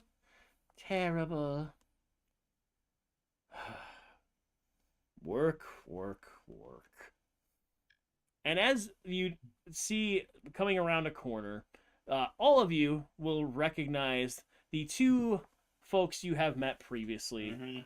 The folks of the visage of both, of course, their sheets have disappeared. Waldo, I believe. Yes, Waldo, and of Winston coming around. What we need it most is banished. We just at that point they stop and they peer eyes at you, Doric. You two. What are you doing here? We could say the same about you. Oh, I know why I'm here. I jumped in a hole. What are you 2 doing here? That makes way more sense than you think. Are you well? Well, as I could be. Hungry a little, but other than that. Is this hole somewhere around you? Not currently. Oh, you've lost your way. Sure. Well, that happens all too often in Enferacuse. We're still in Enferacuse? Of course we are, dear boy. Where else should we be? Can I insight that? You can insight it.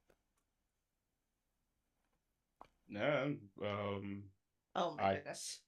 not gonna let everyone know that others are here. I'm just gonna say I thought it was the Feywilds. That's a natural one. Wow. Enferacuse really has changed. Okay. And Doric, upon saying that, they do look at each other. This place is whatever you need it to be. I think we should let you find your way home. Take care now, if you can. Interesting. They make their way wandering out instead of heading in your direction, wandering out towards the other edge of the bowl of this clearing. Can I see where they go? Yeah, they're just walking out, like basically to walk away from you. Ferrari, you see it from above that they had some level of interaction down there with Doric and are just kind of moseying out. And I could tell it was the creepy twins. Oh, 100%. You could tell it by the time they came to the open of the clearing. Oh, I hate that. I start looking around. You guys can come out now. I don't know why you're hiding from the terrible twosome. Oh, I don't hide anymore. I come screeching down and I throw a firebolt at their backs. Oh. What? Do you do that? Absolutely. These guys have been a creeping terror on children since day one, and I did not like that they are wandering the Feywild like you do, just commonly. Damn, and I thought I was always hitting the go button. These two have messed with my better senses for far too long. Virari's just like, nope, they're doing something wrong, and they're in the Feywild. They're up to something majorly fucked. Okay, so this is an attack, I'm assuming. So would it be a surprise too? no, it would not. Damn, really? Okay, that's unsettling. Do you know why? I can even tell you why. I can be fair with that. Doric decided to stand in the middle of a clearing and address them in this place. Do you think they're going to be surprised by a whole lot at this point? I mean, Twins are like, you'll never catch me slacking. I mean, I don't know. Like, we are going to give that they are as aware at some level than more so than you would like them to be at the moment. But yes, if you would like to roll an attack roll to start, and then we'll kick off what happens from there. Yeah, I rolled a 15 on the firebolt. Okay, and which one are you targeting? Creepy one. The Tall or short? Short. Winston is tall. Waldo is short. Waldo, the one with the higher pitched voice. Okay. And what did you roll? 15. Okay.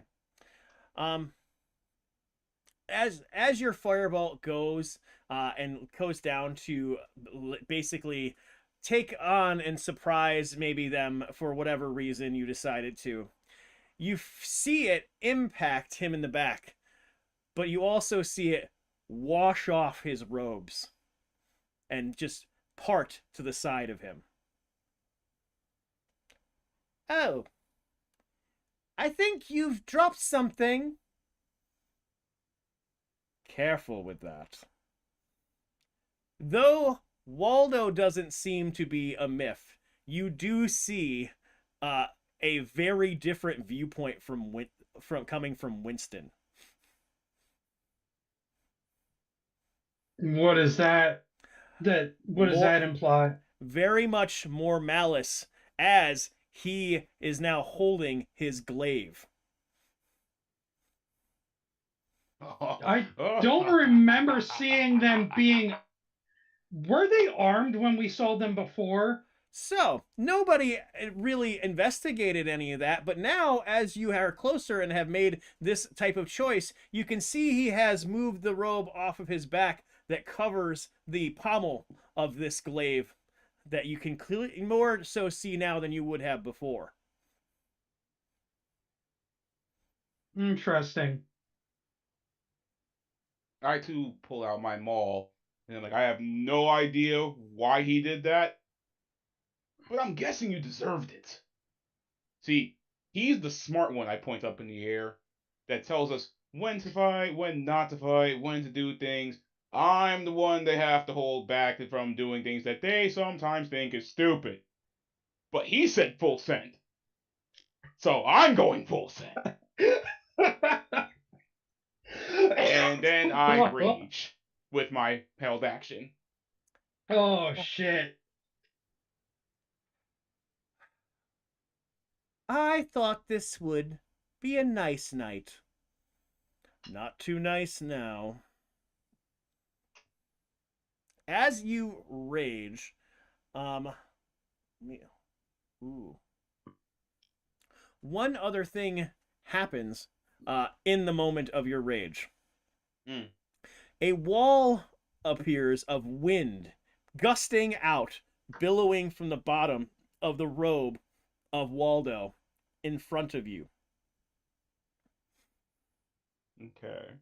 Take care now. Are you sure? Yes, yes, not worth it. Let them play. Play with you're leaving clearly. You do see them start to step away, but you also see Winston toss something to the ground. Cyberman. Basically. God damn it. You said it and I clocked it as like basically just throws these seeds on the ground and You can investigate if you want. I don't think that that's where we're going with this, but you can investigate if you'd like. Are they green? Is all I need to know. If you want to investigate, I will let you investigate this. I will let you push the issue here. I don't investigate victims. I bury them. wow. Okay. I didn't come to a hard landing when I flew out of the tree to fire the firebolt. So I kind of just like scope over whatever Winston threw to the ground. I'm not coming down to try and get closer to them, but I'm trying to see what it was that they threw. You see a broken doll hit the ground.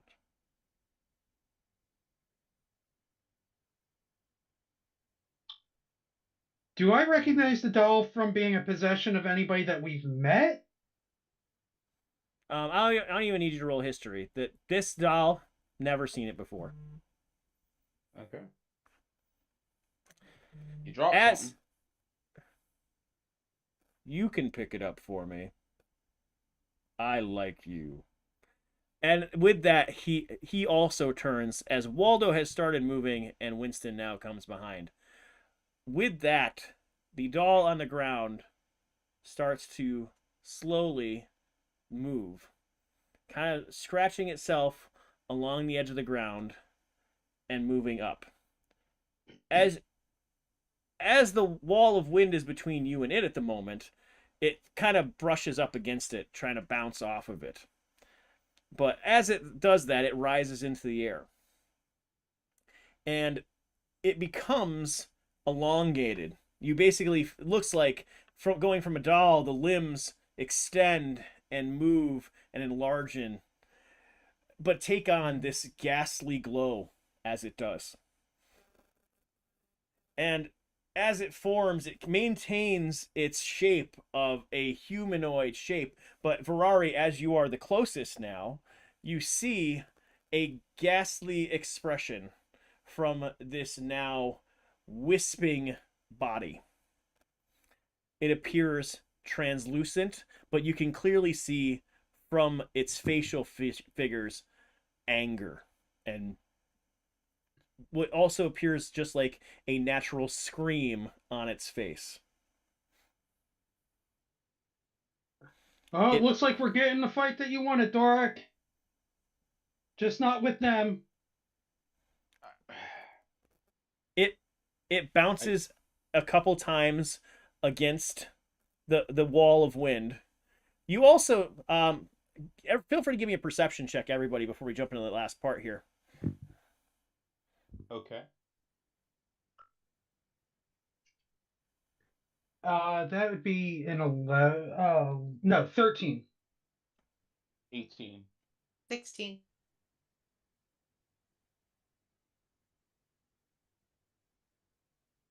Grim, you're muted. Yes, grim perception, though. Sorry.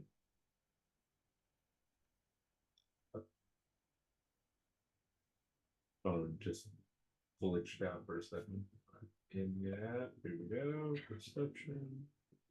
Nope, that's performance. Stop. Fuck.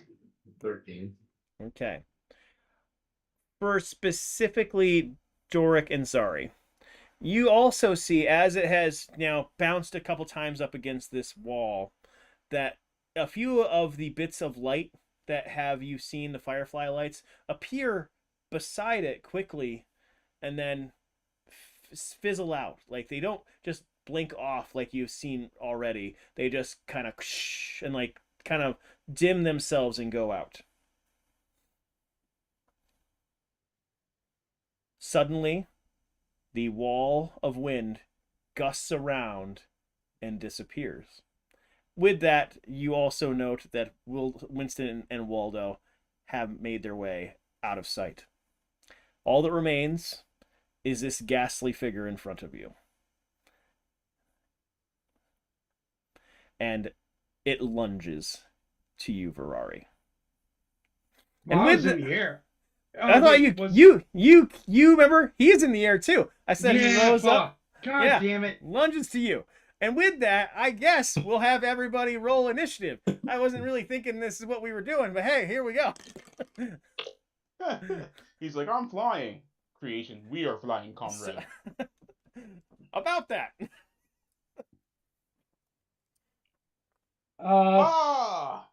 17 on initiative. 18 for me. 8 for me. 4. Okay. I will note that I am still invisible. You are. I have kept that in. I have kept that in mind. You had an 8 though. You said, is that right? Yeah. All right. And Doric, what did you have? 4. Okay. Doric, roll a d20. D20. Go Yep. on. Bloop, bloop. Roll. Gentleman's 10. Okay. Just trying to see what you landed up against the critter. Okay. I am just putting this now. Zari, you see this creature lunge towards Virari. You were the first to be able to act. So, Zari, what are you up to? Well, how high up in the air is it? I'd say that Virari came down to about the 20-foot marker in order to be able to get down to where he was launching his firebolt. Does that sound right, Virari? What's that? You probably came down to the 20-foot in the air space on your launch. Does that sound about right? 20 feet, yeah, seems about fair. Okay. So probably about 20 feet. The creature, as it has moved and went to lunged about at least 10 feet up in the air. Okay.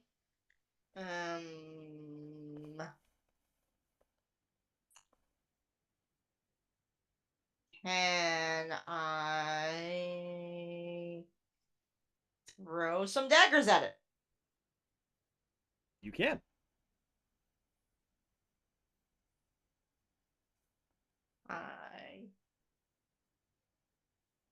That's an 18 to hit. Where did he go? So, what are your daggers made of? They're made of dagger.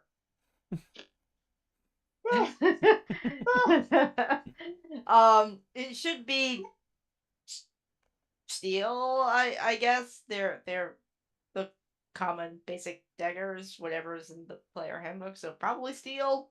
Steel. Perfect. You throw the daggers. They hit. But you note they pass through this entity and just go sailing a little bit further on to land out past near the water. I look up, I look at it, and then the daggers. I'm like, you can't freaking hit this thing. Might be magic related. Might be resistant. That's not resistance. That's transparent. That is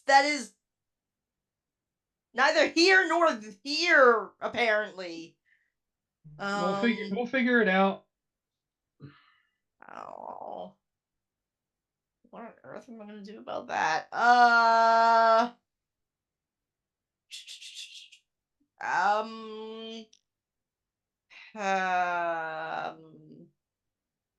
no, she's lagging. I guess I will, for now, try to. Well, the nearest thing to me is a tree, hopefully, or something. Yes. Okay, can I try to like climb up a tree in order to kind of close some of the distance? Absolutely. Height wise. Absolutely. Yep. Yeah. Okay. Do you want to? You have enough distance to get either up to the height of the creature at current or the height of Ferrari. Which one do you choose? Well. Or somewhere in between. I guess I'll get as high as Ferrari. I might as well. I have a climb speed, so might as well. Okay. Because that's where the thing is aiming for anyway. So. Yeah. All right. You do that. Does that end your turn? Yeah, I can't do anything else. Okay. Yet. Ferrari, you're next. You see this this reach out towards you. It seems to be coming your direction. And how far is it from me at current time? 10 feet. Okay, so I'm gonna use my fly speed of 30 to keep that distance, additional 30 feet away, just doing like circles around it. And while doing that, I'm going to cast Shatter on it.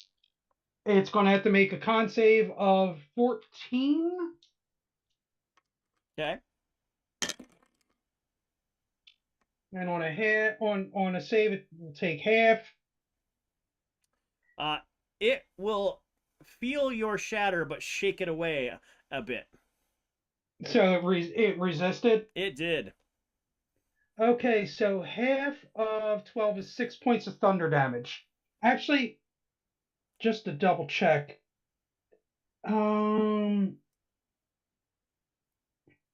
Is this thing made of inorganic material, or does that not count for what it is?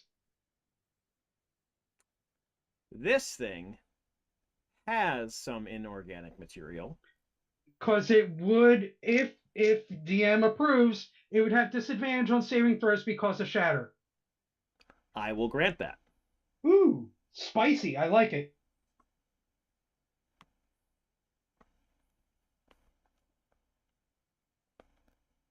Okay. Anything else? Yeah. Like I said, it will, if it's saved, it takes half of 12. It'll take the 6 damage, so. Okay. Balls. Damn it. Okay. I don't have any bonus actiony things. Like I could have cast Hex, but that's a full bonus action spell. I had to do a cantrip instead of the Shatter. So that's it. I did my 30 movement and shattered, which everybody hears that fucking thing. I will say I moved in a direction that would draw it towards my friends. Okay. So I guess you kept 30 feet, but it's in the direction of Doric because you know where he is still. Yeah, I don't know where Grim is because you went poof on me. Okay. All right. I guess then with that, Grim, you are invisible, but you did see that there was a blast that was just set in the way of this creature. You also saw the knives fly through it. What would you like to do?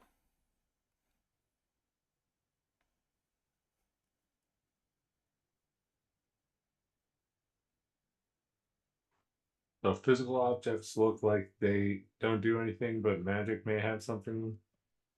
It appears that Virari's attack did something. Tell if it went through or just missed the inorganic parts. Oh, it definitely hit it. You could see it hit it. Yeah. Right. Well, then I shall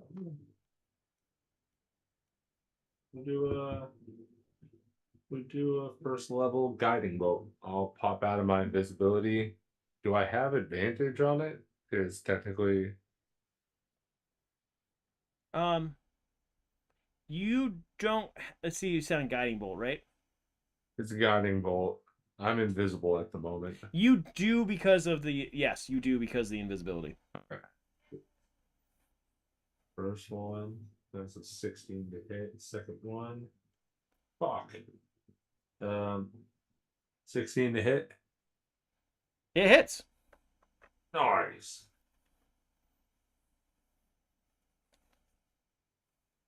13 points of radiant damage, I believe. Radiant.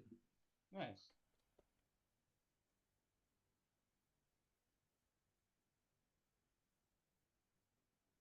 Okay.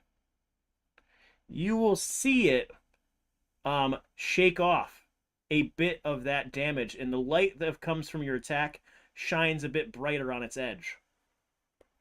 Cool. So the next attack roll made against the target before the end of my next turn has advantage on it. Okay. That's my action. Let's see if I got anything for the bonus action.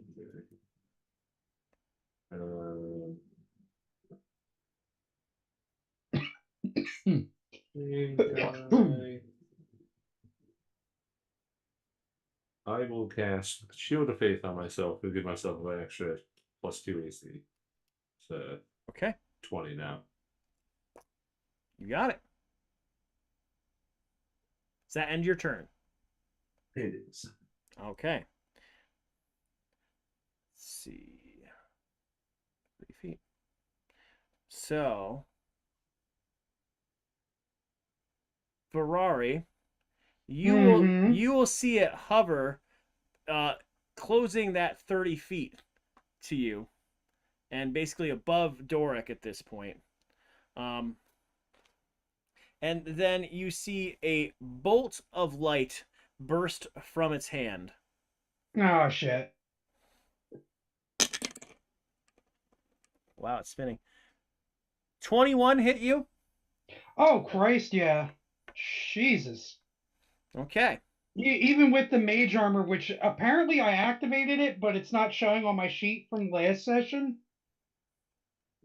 Yeah, no, it would have exceeded the whopping 14 that I would have had with the mage armor. Can you make a wisdom saving throw, please? Yes. Oh, the die got caught in what the Dice Tower? Why are you treating me like that? Come on, do this again. There we go. Will a 14? Well, no, wait. Yeah, 14. Will that suffice or no? You meet the problem. You in that moment you see the light that was cast upon you so bright that it was so difficult, but in fact you're able to get your flap of your wings up and around your eyes to protect yourself at the moment. But Oh with that, boy. you still feel the fiery heat of this white light, and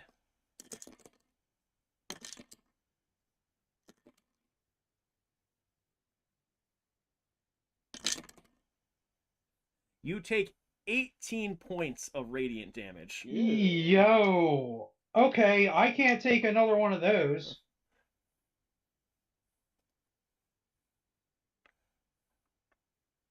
Damn. Jesus.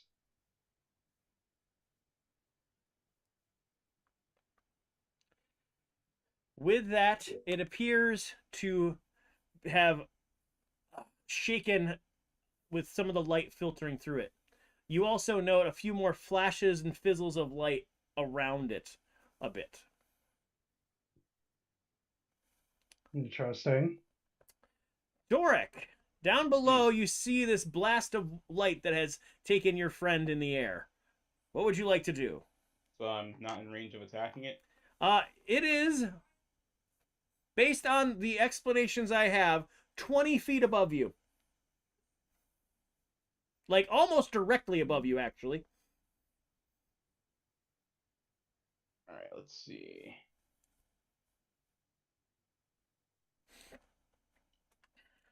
I want to see if I can jump and hit it. Okay, That'd be athletics. go for it. I like that. Let's see. I have advantage on strength. Oh no, that's the strength checks count as skills or no? The um are you doing it for, like, you have advantage with strength? Yeah, I have advantage on strength checks, but I don't know if that would be athletics or if I can jump straight to 20-foot vert. If you, I would, if you're, did you take athletics as a, like, an advantage, anything? Or no? Proficiency. It's a proficiency. So, if proficiency. What I will do in this situation, because he is right above you, I will give it to you for an advantage. Because he's right there. He positioned himself this way. Okay. Jesus. 11. Okay. You do jump and basically find yourself in air equivalent to him. You cut out. Oh, you find yourself in air equivalent in height to him. Damn, strength good. Okay, I'm going to swing as I fall down at the same time. Okay. You swing with your maul, correct? Yes. What is your maul made out of?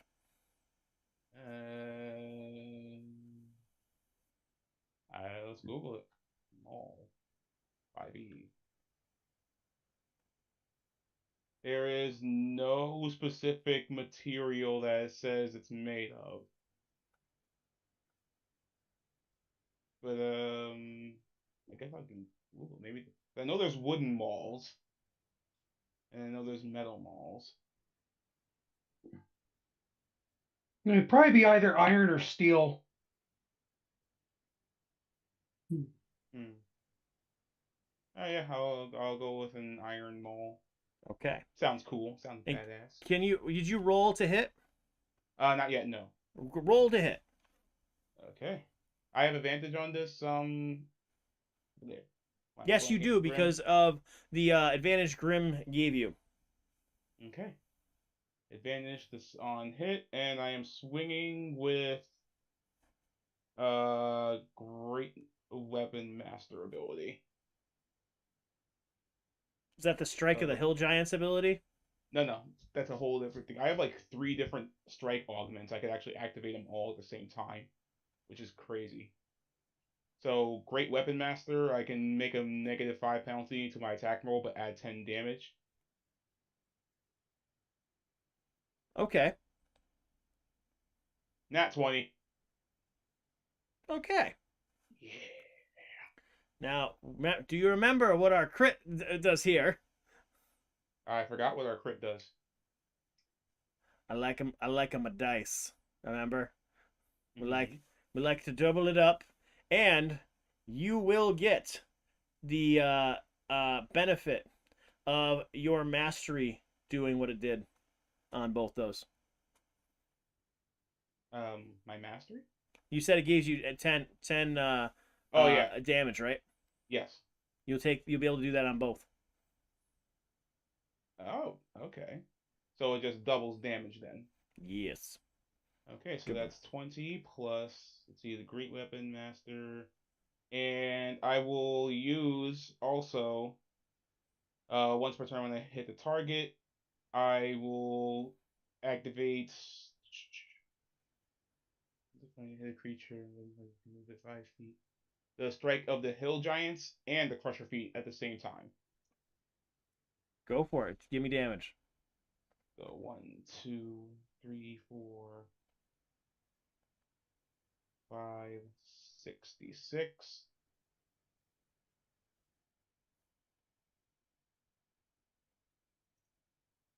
So 18 plus the 2 10s, that's 38 damage on the swing.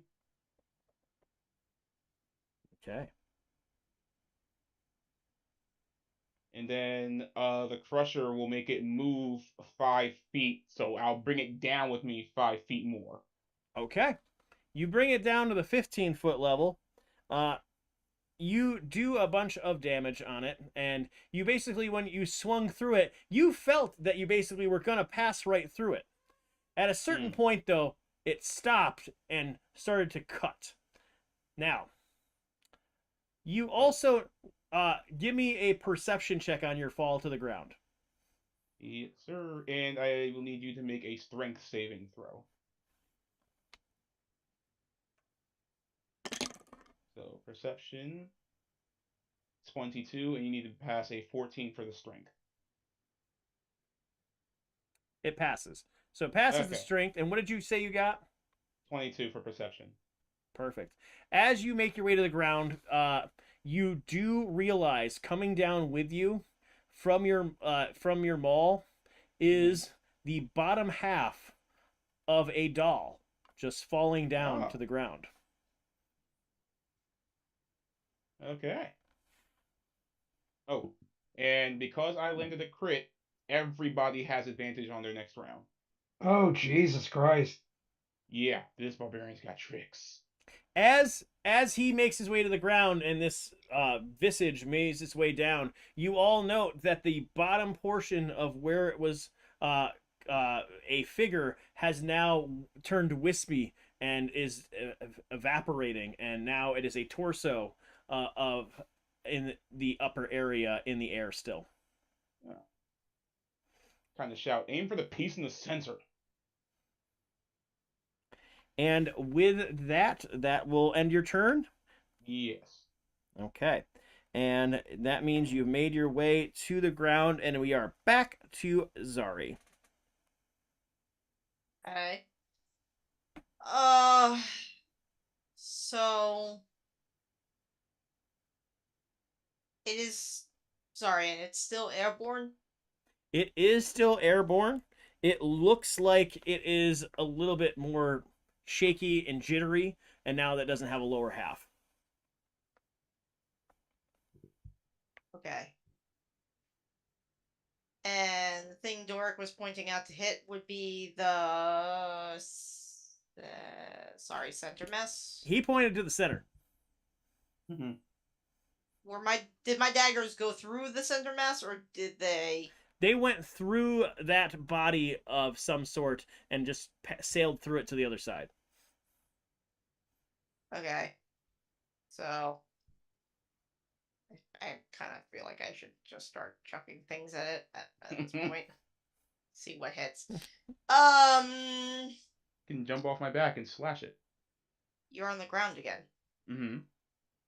I'm in a tree. You are now above it. I'll catch you. I don't think this is gonna go well. Trust. Trustful. It's a trustful episode. Yes. Okay, sure, let's try it. I'll unsheath my short swords, and then I will launch myself out of the tree, and I'm going to try to stab through the center mass of this thing, and I'm going to yell, Doric! Hmm? Oh, right. Gonna try to stab, and if it hits, great! Sneak attack. If not, and I just go through it, well, I guess I will figure that out when I drop. Roll your attack roll first. Barbarian plans. Oh, sure. I'm rubbing off on Zari. Uh, And Ferrari. That was very barbarian. well, of my you. other option was I just start chucking, like, the random things in my bag to see what works. So, I mean... alright. So...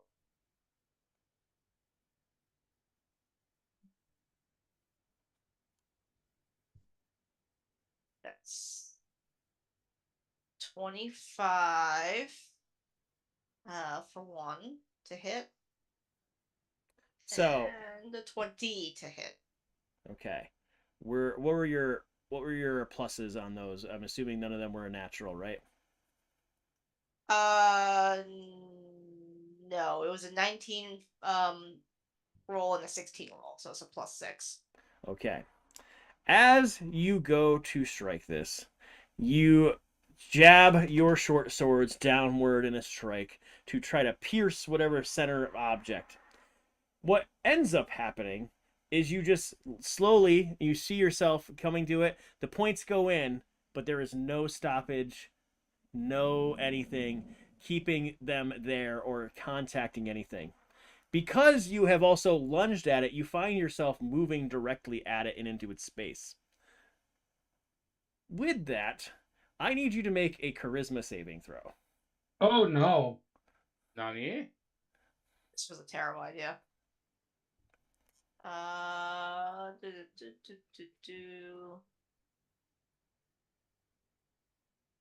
that's a poor roll. 5. Okay. As you come down to the ground, you pass completely through this. And Doric, were you catching? Is that what was happening in all of this? So down in the ground, I want you to make a dexterity, or I want to make you to make a dexterity saving throw to make sure you don't get stabbed by the swords that are pointed down that you're trying to catch. No, you make a point, yeah. Let's see. Actually, Zari made a point, and you're trying not to be caught on it. You're 100% correct. Let's see. While raging, does this count as I have to make a dex saving throw against effects I can see while I'm not blinded, deafened, or incapacitated? Does this count as that said moment? Yes, it does. Actually, I will give that. You can see this. Oh god, the first one was a 6. Come on, dice. 11. Okay. You go to catch so gingerly with this happening, and realize you have made an error. And with that, we'll take 5 damage as one of the short stars glazes your thigh on the way down. Let's see, glazes my thigh. So you're probably like upside down. I caught you by the waist then, if I got my thigh scratched. Okay. Probably. So, as you have came down, the apparition itself has disappeared as you pass through it, and you are now on the ground. Ow. And with that ends your turn. Sure. What about the charisma saving throw? That ends your turn. Okay. We're in for a ride. Ferrari, it is your turn. You have just seen this happen, and the figure itself is nowhere to be seen. I look around at where it was, and then I trace my gaze down to Zari and Doric. Does Zari look okay other than probably exasperated from the experience? Zari looks like they were caught by Doric and are now just there in Doric's arms. Yeah, I'm gonna put you down now. Okay, I'm just going to fly over to Grim because I'm currently wounded. And I'm going to land and I'm gonna prepare an Eldritch I'm gonna prepare another firebolt in case I see the thing pop up out of the blue. Okay, you have prepped a firebolt for its appearance. Does that sound right? Uh more or less actually in case anything attacks us again. Which one is it? More if something starts to attack, not just that doll creature. Okay, I just want to make sure I clarify to be Yeah. able to go from there. Okay, so Mm-hmm, you have ready this in case something attacks. Okay, all right. You land on the ground near Grim. Grim, it is your turn. You see that this has disappeared, and Ferrari lands next to you, feeling like they have felt the effects of something.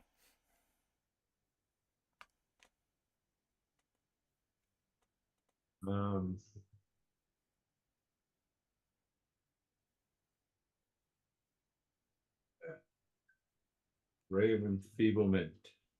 Shock hands. Am I within 60 feet of that thing? That thing is currently not in your visibility. It's invisible. Well, then never mind. I just go over to Dora.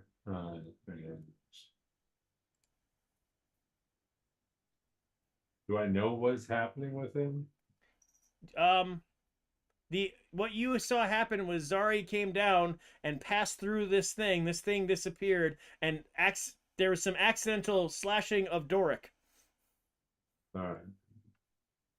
Yes.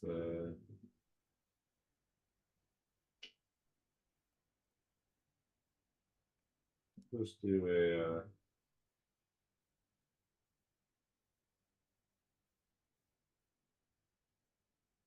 Okay. What's the first level cure wounds? There you go, buddy. Take 7 points back. That ends my turn. Okay. Who are you casting that on? Doric's the one that got hit, right? Thank you. I got blasted, literally blasted by the thing, and landed next to you, wounded. He got grazed by a sword. Then you. Sorry, Doric. Bye. You. I'm sorry. You I didn't 7 mean to points be like. back. I didn't mean I'm to be sorry. jumping on you. I was just like, did I miss something? It wasn't me trying to be like metagamer or something. You lost 7 5 hit points. HP. Yeah, he healed me It's my for it, and turn. I was thankful. Okay. So you have healed Grim, and the weary masses have been healed. It's not like it's hunting him down right I'll be now. right back. It's fine. I'm not going to take the heal. I was just flabbergasted. I'm not going to take the No, heal. you won't. You will take those heals. Take it. Oh boy. No, I feel bad. I don't want to be that guy. Nah, just take Well, it. somebody's taking 7 points of healing. You two Yeah. figure it out. Doric, did you say you set Zari down? Yeah. Okay. All right. So that will end Grim's turn based on that. So upon touching the ground, Doric, you see Zari turn to you. Zari, you don't feel any of this. You basically see Zari turn to you, and short swords in hand make 2 attacks to you, Doric. 2 attacks. Yep. We are going to roll them with the slowest dice on D&D Beyond as possible. Thanks, D&D Beyond. I'll roll the other one in my house. Does a 20 or a 15 hit you? Oh, that's cool. You can roll as me. Yes, 20 definitely hits me. Okay.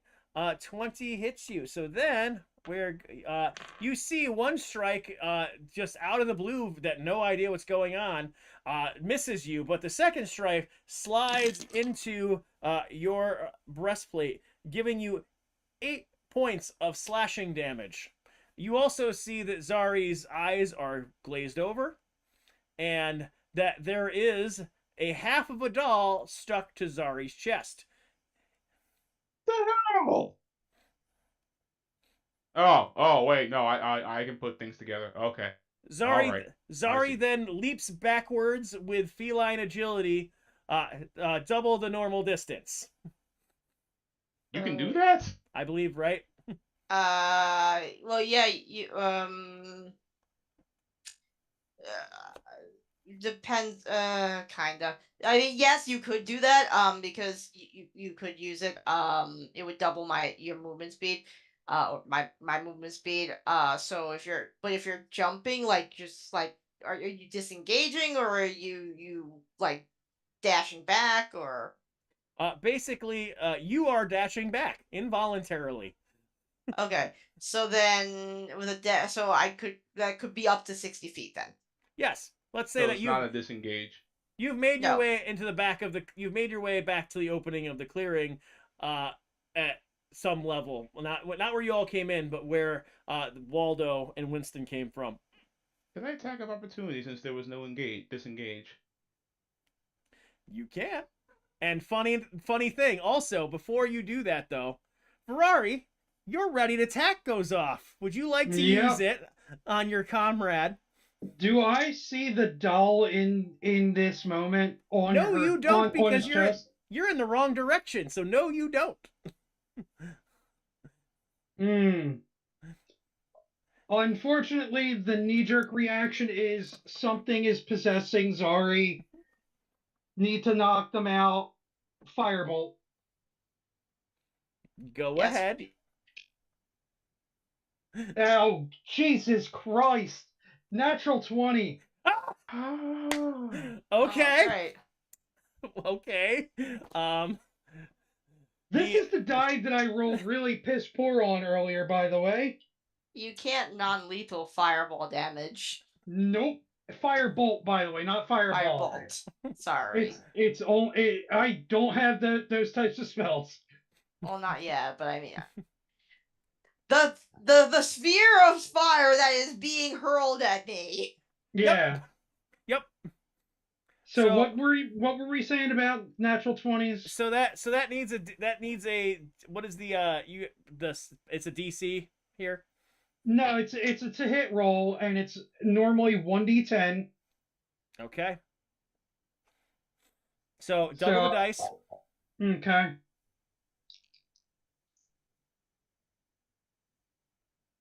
Okay, 9 points total. Okay. So you launch a firebolt after Zari's body makes its way to the clearing, and Zari, your body takes 10 points of damage. Oh, well, attack of opportunity. And this also occurs apparently. So if Doric, you do see the doll. Mm-hmm. Now I'm swinging. I don't think I want to reckless. Do I want? Yeah, I'll reckless. Technically, you did the thing where you hit with the natural 20 and gave everybody advantage on their next attacks on the target. Would this count towards you if you're hitting the doll? That would, if I'm aiming for the doll, I guess that would be DM discretion. Oh, it doesn't count for me though. It only counts for you. Okay. Yeah, that's what I was actually in my head. I wasn't sure. That's why I was asking. Okay, so I'm gonna roll 2d20s. Boom. All right. Good night. That would be a 24 to hit. That hits. Jesus. Now, Are you aiming in a certain way or shape or form here? Let's see. I don't know if I would have had enough time. That'd be again your discretion to take a swing at. It's apparently With mounted on his with chest. yes, with if you're trying this as a attack of opportunity, you really don't have the aiming ability Yeah. here. Yeah. So I'm just gonna try and swing at the legs. So you do hit as they're making their way out. Okay, and then I'm also adding on the strike of the hill giant's feet. So you'd have to make a strength saving throw. On top of taking 5, 6, 7 damage. Okay. So what does the strength saving throw do for you? If Zari passes a strength saving throw of 14, nothing happens. But if he fails, he falls prone. So trying to leap backward, Zari's body falls to the ground. As it takes 7 points of damage and looks worse for wear there on the ground. I'm not getting away. And Sorry. And with that, Doric, it is your turn. Okay. Gonna kind of walk over and use a strength to rip the doll off of Zari. You can attempt to. Or I can attempt to literally swing down upon said doll. You choose which way you want to go here. Yeah, no. I'm gonna use strength or athletics, whichever you deem so, to rip the thing off of Zari. Use strength is the right way to go here. 21. Okay. With a 21, you are able to painfully and dramatically just what pulls like you're feeling something inside Zari out by grabbing this and pulling it into the air. And with that, as you have pulled this off of there, you feel the toy that remaining shake free from your hands, and behind that appears the visage of the top torso of this creature. Zari, you feel free to move again. Do we also count skill checks and things like that as actions in combat? Yes. That one's going to be an action because you had to try to rip that thing off of there. Fair. Let's see. I don't know how this affected the turn order at all. Turn order still in place. But what do you call it? Does me hitting? Let's see. That while he was possessed, count as hitting the doll as well. In My that legs. in that instance, no, it did not. Okay. Crappy. All right, then I'm just gonna stand next to it then. Cool. And that will end my turn. Okay. With that, Zari, you have felt this weird sensation of not being able to use your body be removed and have full access to everything, though you are prone on the ground. Ow, why does everything hurt? You'll thank us later. Will I? Maybe. We can put it back. Put what back? It was inside of you. Are you still holding it, or did you? No, you see now. You see the apparition behind him or next to him, based on how he's facing. Kind of do the thumbs back thing, like this thing. So I can attack it. You can, though. Just be aware. Currently, you are at 8 HP. Wait. You were taking damage, not that thing. No, I understand that, but it was the 10 from. Oh, you must have removed the 10 before I got to your page. You took an additional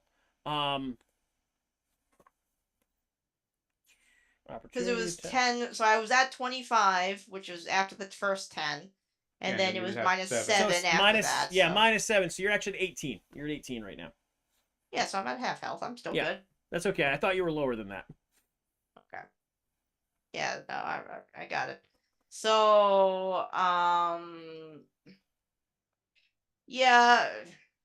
All right, I might as well just attack the doll that's now in Doric's hand. Oh no, it's now next to me. It's no longer in my hand. Yeah, it Okay, is so within it's next the. to you. Yes, it's still now. The apparition has reappeared with it in the air. Okay, we're gonna stab it with the short sword both times, so like dual wielding, and I want this thing dead. Okay.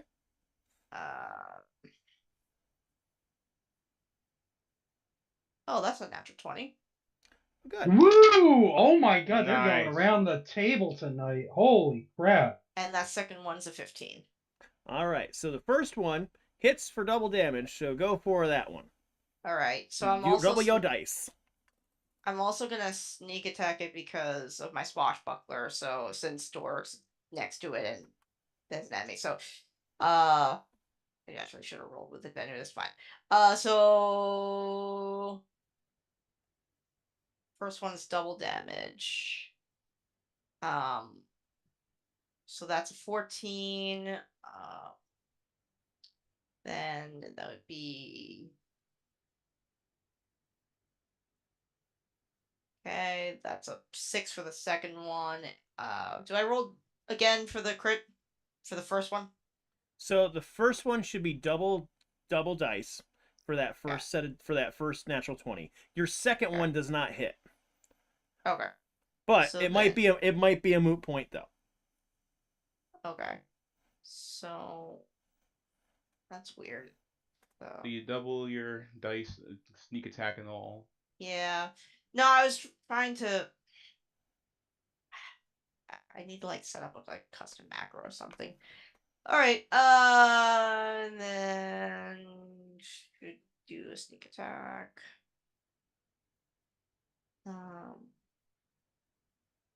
Oh, that's low. That's only a 3. So that's 14 times 2 plus 6. So that should be 28 plus 6. So All right.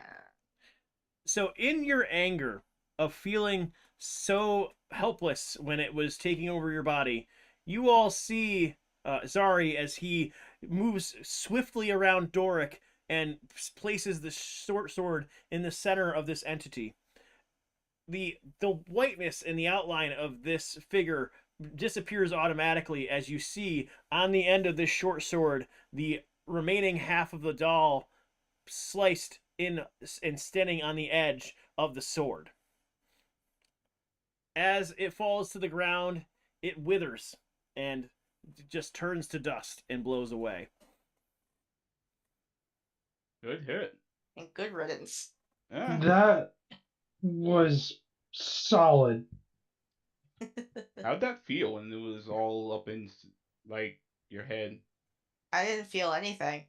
You feel it now. You could mentally. Well, now I do. You can look back on that and feel like though you could not control your body, in the distance somewhere in your mind was just pain screaming. You were in pain and screaming like mentally. Okay. No. Not necessarily you. Just... Not necessarily you. Yeah. So Okay. So what part was so when I go and look back on it and I think of pain and screaming, but not necessarily my pain and screaming? Yep. You can feel pain and screaming coming from somewhere that was in your mind that was not your own. Okay. That's interesting. I guess I will relay that to the party.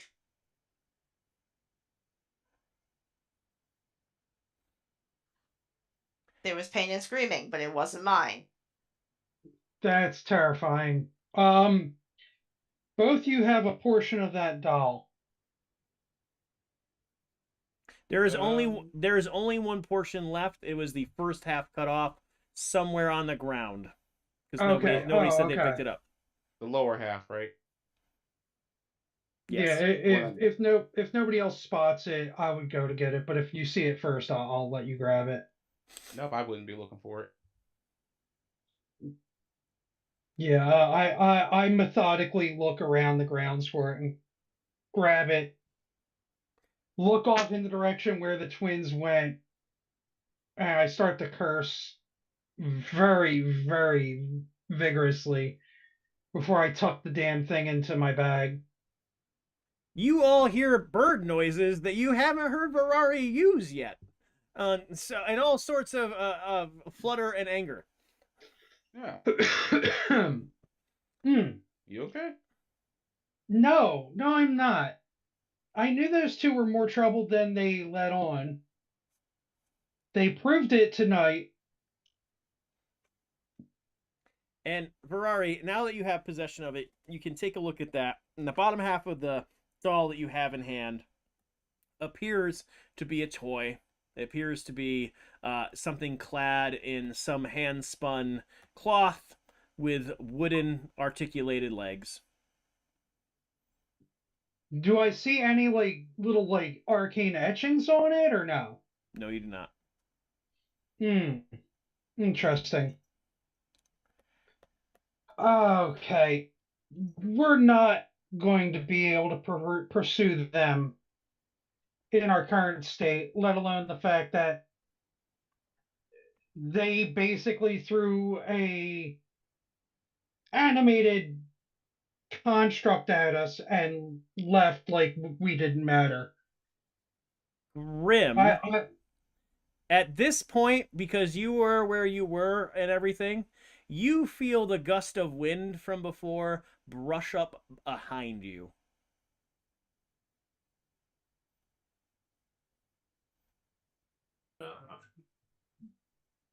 Turn around.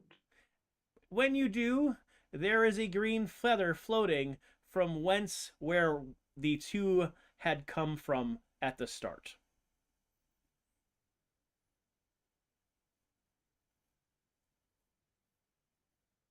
Here's another one.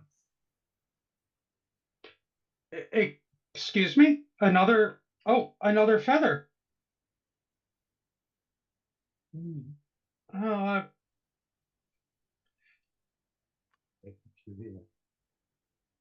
if you three want to continue to try and find the lost boy, I would say yes to trying to find him, but I would understand if you want to turn back and plot out coming back here at a later date.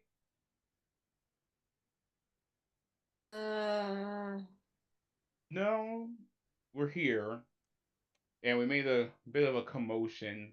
I say we finish what we came to do, maybe rest up a little bit. Take a quick break. So And you're then looking to something's take a off. quick rest? Okay. Well, Yeah, you rest yourselves a bit just to try to kind of shake off the battle from whence you came. And you can follow the trail from around the corner where these two came along the water's edge, making the backtracking their pathway. As you do, you realize there's some note because it's a bit of a sandy ground along that way. That there is a bit of a drag in the ground that you hadn't noted before. That appears like somebody was dragging a tool on the ground on their way out. And as you all walk down this beach, the green hue of that strange light in the sky arcs differently than you would ever see moonlight otherwise. Upon coming around the edge of that forest in the curve of the water, it in fact shines so bright on one of the trees that it really just flashes, and a flare of something seemingly made, human made, versus something natural just kind of stares off like and indicates to all of you something here in this space is different and disturbed. What do you make of this? people who use magic. This is not in my wheelhouse. Uh, I'll take a closer look to see what I can glean from it. You start to make your way closer, Ferrari, and as you do, you note that there is something strange. What appears to be wood from these trees someone has cut down and made of some sort a small fence, uh, cordoning off a little area. It looks purely for marking than for any other purpose, like to protect or anything of that nature. And you can see there's a small gate at the front. It's easy to peer over into it, and into that area, you see several markers. Wide variety, shapes, sizes, textures, and materials. But there's one simple thing that on all of them, there is names and runes. When you say markers, like burial markers? Your experience, it appears to be so. Yeah, what the hell? That there appears to be that out there. And along the edge, there is, it looks like ground that has been cleared for this has, again, been set up. Nothing fresh, save one thing off to the right-hand side. One fresh marker with the name, but more distinctively, a halo of green feathers around the edge of it. Okay. Oh. What am I missing? I point to the halo of feathers on the burial mound. Is the person we're looking for dead? It would appear so. Though with those two, I wouldn't put it past them to be using these as something else. Oh. With What's that. the... Oh no, go ahead. You go first, and I will interject from there. So you said the most recent is the one with the feathers.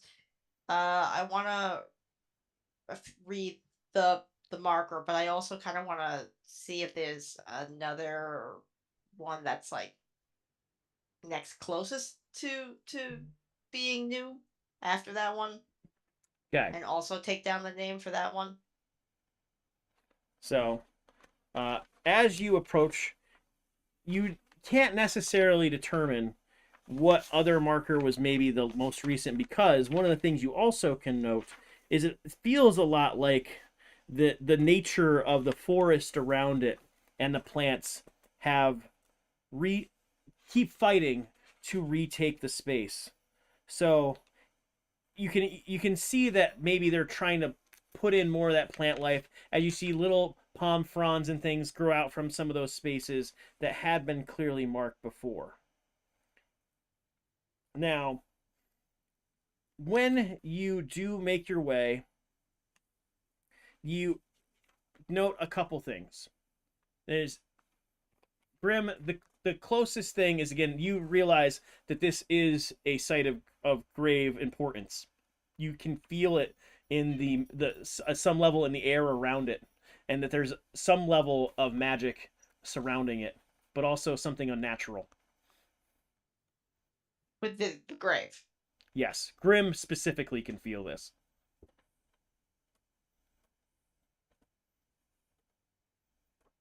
Yeah.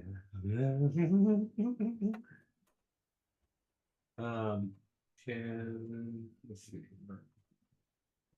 Ba, ba, ba, ba.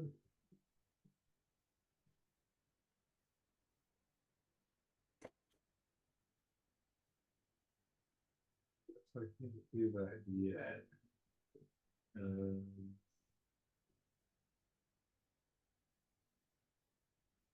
I will.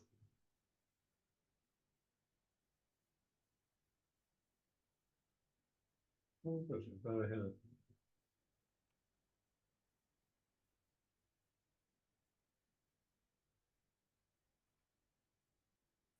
Guess I yeah. No, sorry. I thought I had commune. I guess I don't. I was gonna do the woes and wails, but that's what I thought I had. Yeah, it's not there. Have so many damn characters that I don't even know where. Oh no, it's augury. Um, I will cast augury by casting this. Uh, the DM can choose a wheel for good results, woe for bad results, whale and woe for both good and bad results, nothing for results that aren't especially good or bad. Uh, Good. see. Okay. The spell doesn't take into account any possible circumstances that might change the outcome, such as the casting of additional spells. I'm more of are we in danger is my general thought when I'm casting this to see if we have, because as a cleric, maybe any sign that this is a very dangerous place. Augury. Well, I like this. This is going to help quite a bit. So, you sense two things come to you in this casting. And Ferrari, this is you're gonna feel some of this at the same time. As appearing as Zari, you go to look at the name, you see the name on this is on that marker is Milo. With that though, Ferrari appearing above, and Grim, you sense it as well, appears another ethereal visage. This time, you recognize it very quickly to become the figure of the young boy with the green feathers appear above this. He stretches out before you do anything.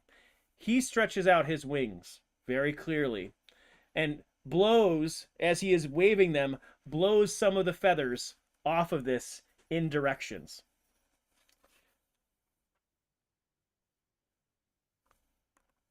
I kind of take a step back and in a bit of surprise, hand on my chest, and I look up at him. Does he look like he's aware that we're here? He looks down at you at this point, and in Aarakocra says, and I believe you speak that. You do speak a variety, I believe, right? My languages only say Common and Sylvan, but if you think that I would know it, that's your discretion. I'm gonna give you that because I believe you probably picked that up as a natural language for yourself, and you hear you hear it in there. Help him, specifically said. I'm going to help all of you. I say back. Grim, the other thing that comes from your augury is you now very clearly feel the presence of another underneath in that fresh space. That is not the same. And that presence is there now.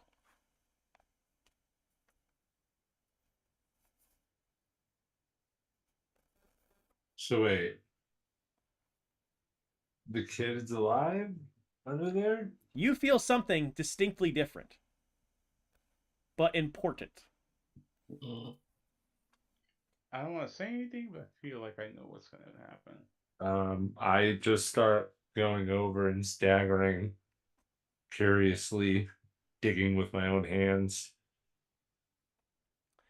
You do that, and you start to dig. All of you see that Grim starts to dig downward into this more fresh grave. When I see him start digging, I go over to help because he knows something that we don't, and I'm like, this needs to be done if he's got purpose. And you all, as anyone joins in, starts digging out, and as you make your way down into the earth of this space, you start to hear knocks and movement and things underneath you. As you're digging down, you reach a point where you reach a long box that you are able to completely unearth. as this is very fresh within the last hours or so. And as you do slow, you note that it is nailed in exactly the thing Grim tried to do. Grim has reached out to pull it nailed shut. Doric, I'm assuming when you note this box is nailed shut, you strength it to death, right? I mean, I was gonna wait politely until you finished, but sure. Yep, that's what I thought. And so, with Doric ripping off this box, you all see a very scared, and a very surprised and shocked Milo, the young boy that you had met previously with the Aarakocra. What is he doing in here? Oh my God! Thank you. We're getting you home. How old is this kid? He is a teenager. But with Teenager? that, I just pat him on the back and do the coming of age ceremony, going, "Good job, kid. You've become a man." And with that terrifying statement, we will end our session this evening, as you have rescued Milo specifically from this fate. So, and yes. May I, just as a bit of flavor, I don't know if we're going to flash forward to like getting back home at the next session. We're not there. We're not flashing. There's going to be something. Okay, because I was going to say, as we leave this grave site, Ferrari would take the portion of the coffin, the top, and with the chalk that he has in his collection of items, would write in common, "We are going to stop you, child killers." You knew that. Great. So we are going to pause this evening, and we're going to say thank you for anybody who has been watching with us. Again, Concleod, the Evils of Enferacuse. I will let my players introduce themselves and plug the things that they do and care about. We will start below with Ferrari. Go ahead, Ferrari. Hey, I'm Ferrari, also known as Cregan. I play our Owlin warlock who secretly acts like he's a wizard, but that truth may be coming out soon because of the revelations of being in the Feywild for the first time. But you can find me over on the Discord posting memes and just general chit chat. I don't have any other major socials to plug, so we'll just go this way to Grim. Hello, I'm the Great Jedi. I play multiple games in the server. If you need a map made, come and hit me up. And stay tuned, because unsure a player may be returning. They said that they want to come back, but I'm not sure if that's also for my game as well. I definitely would be welcome. That'd be dope. So hopefully Planescape can get back to it. And if not, Planescape one-shots or space one-shots. That's what I'm trying to hope to get to. Looking for players. So if you're interested, DM me in the Discord. Head on over to Doric. Hi, I am Doric, and really quick, I kind of closed the box back over the kid. We were trying to rescue him, right? To everyone, this was the guy we were trying to save. Yes. Okay, sure. All right, we're going with the yes. I'll reopen the box. This is Doric Grand, human barbarian and fighter extraordinaire. Don't have an online handle as of yet, but you can catch me on Sweet Cheese channel when we do either we've been actually getting into Monster Hunter World with family, or we're doing Baldur's Gate 3 with family.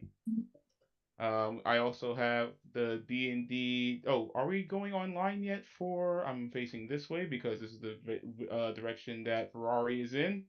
We're gonna stream the Saturday morning sessions soon, I think, like in about a month.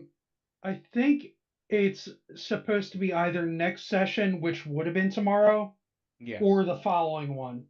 But tomorrow's is canceled because Sword had new job things to take care of this weekend. Congrats to him.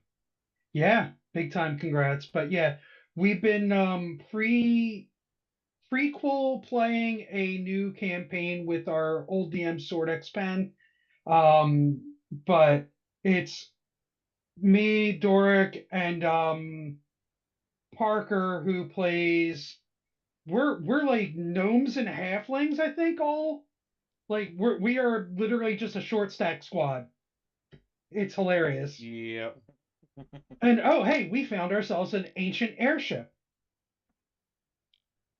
And with But yeah, that, I will pass yeah. you over to Zari. Hi there. I play Sori, the Tabaxi Rogue.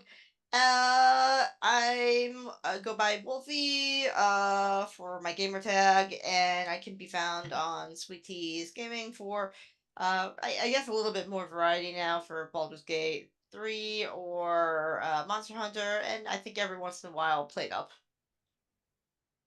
Very nice. And again, Conkly Odd, you'll find me on TikTok talking about donuts, talking about D&D or Pantheon Plus, having a lot of fun there. You also find me sometimes now, apparently, on my own Twitch again. Hooray! Sometimes we'll spend some time playing games there and doing stuff. Also, I'll be at Gen Con, so will the Lore Fairy and other folks that will be fun to have fun with and interact with. Feel free to hit us up there if you're going to Gen Con. Vote in the Crit Awards. That is a fun experience recognizing TTRPG people across the areas and doing different and unique stuff. But we are hopefully having a lot of fun. And with that comes to the end of our night. We're going to see if there's any channel that is worth rating. So I just said we could do rating. We're going to go to ADH Adventures, who is also streaming. We're going to go raid them. And so we send all of you who are watching over there, keep being awesome, and we hope that you have a great rest of your day, and we'll see you soon. Bye. Bye. Bye. Deuces. It's got 3 seconds. It raids. It takes so long to raid now. And now we're gone. Hooray! Off we go. Where is Gen Con at, Owen?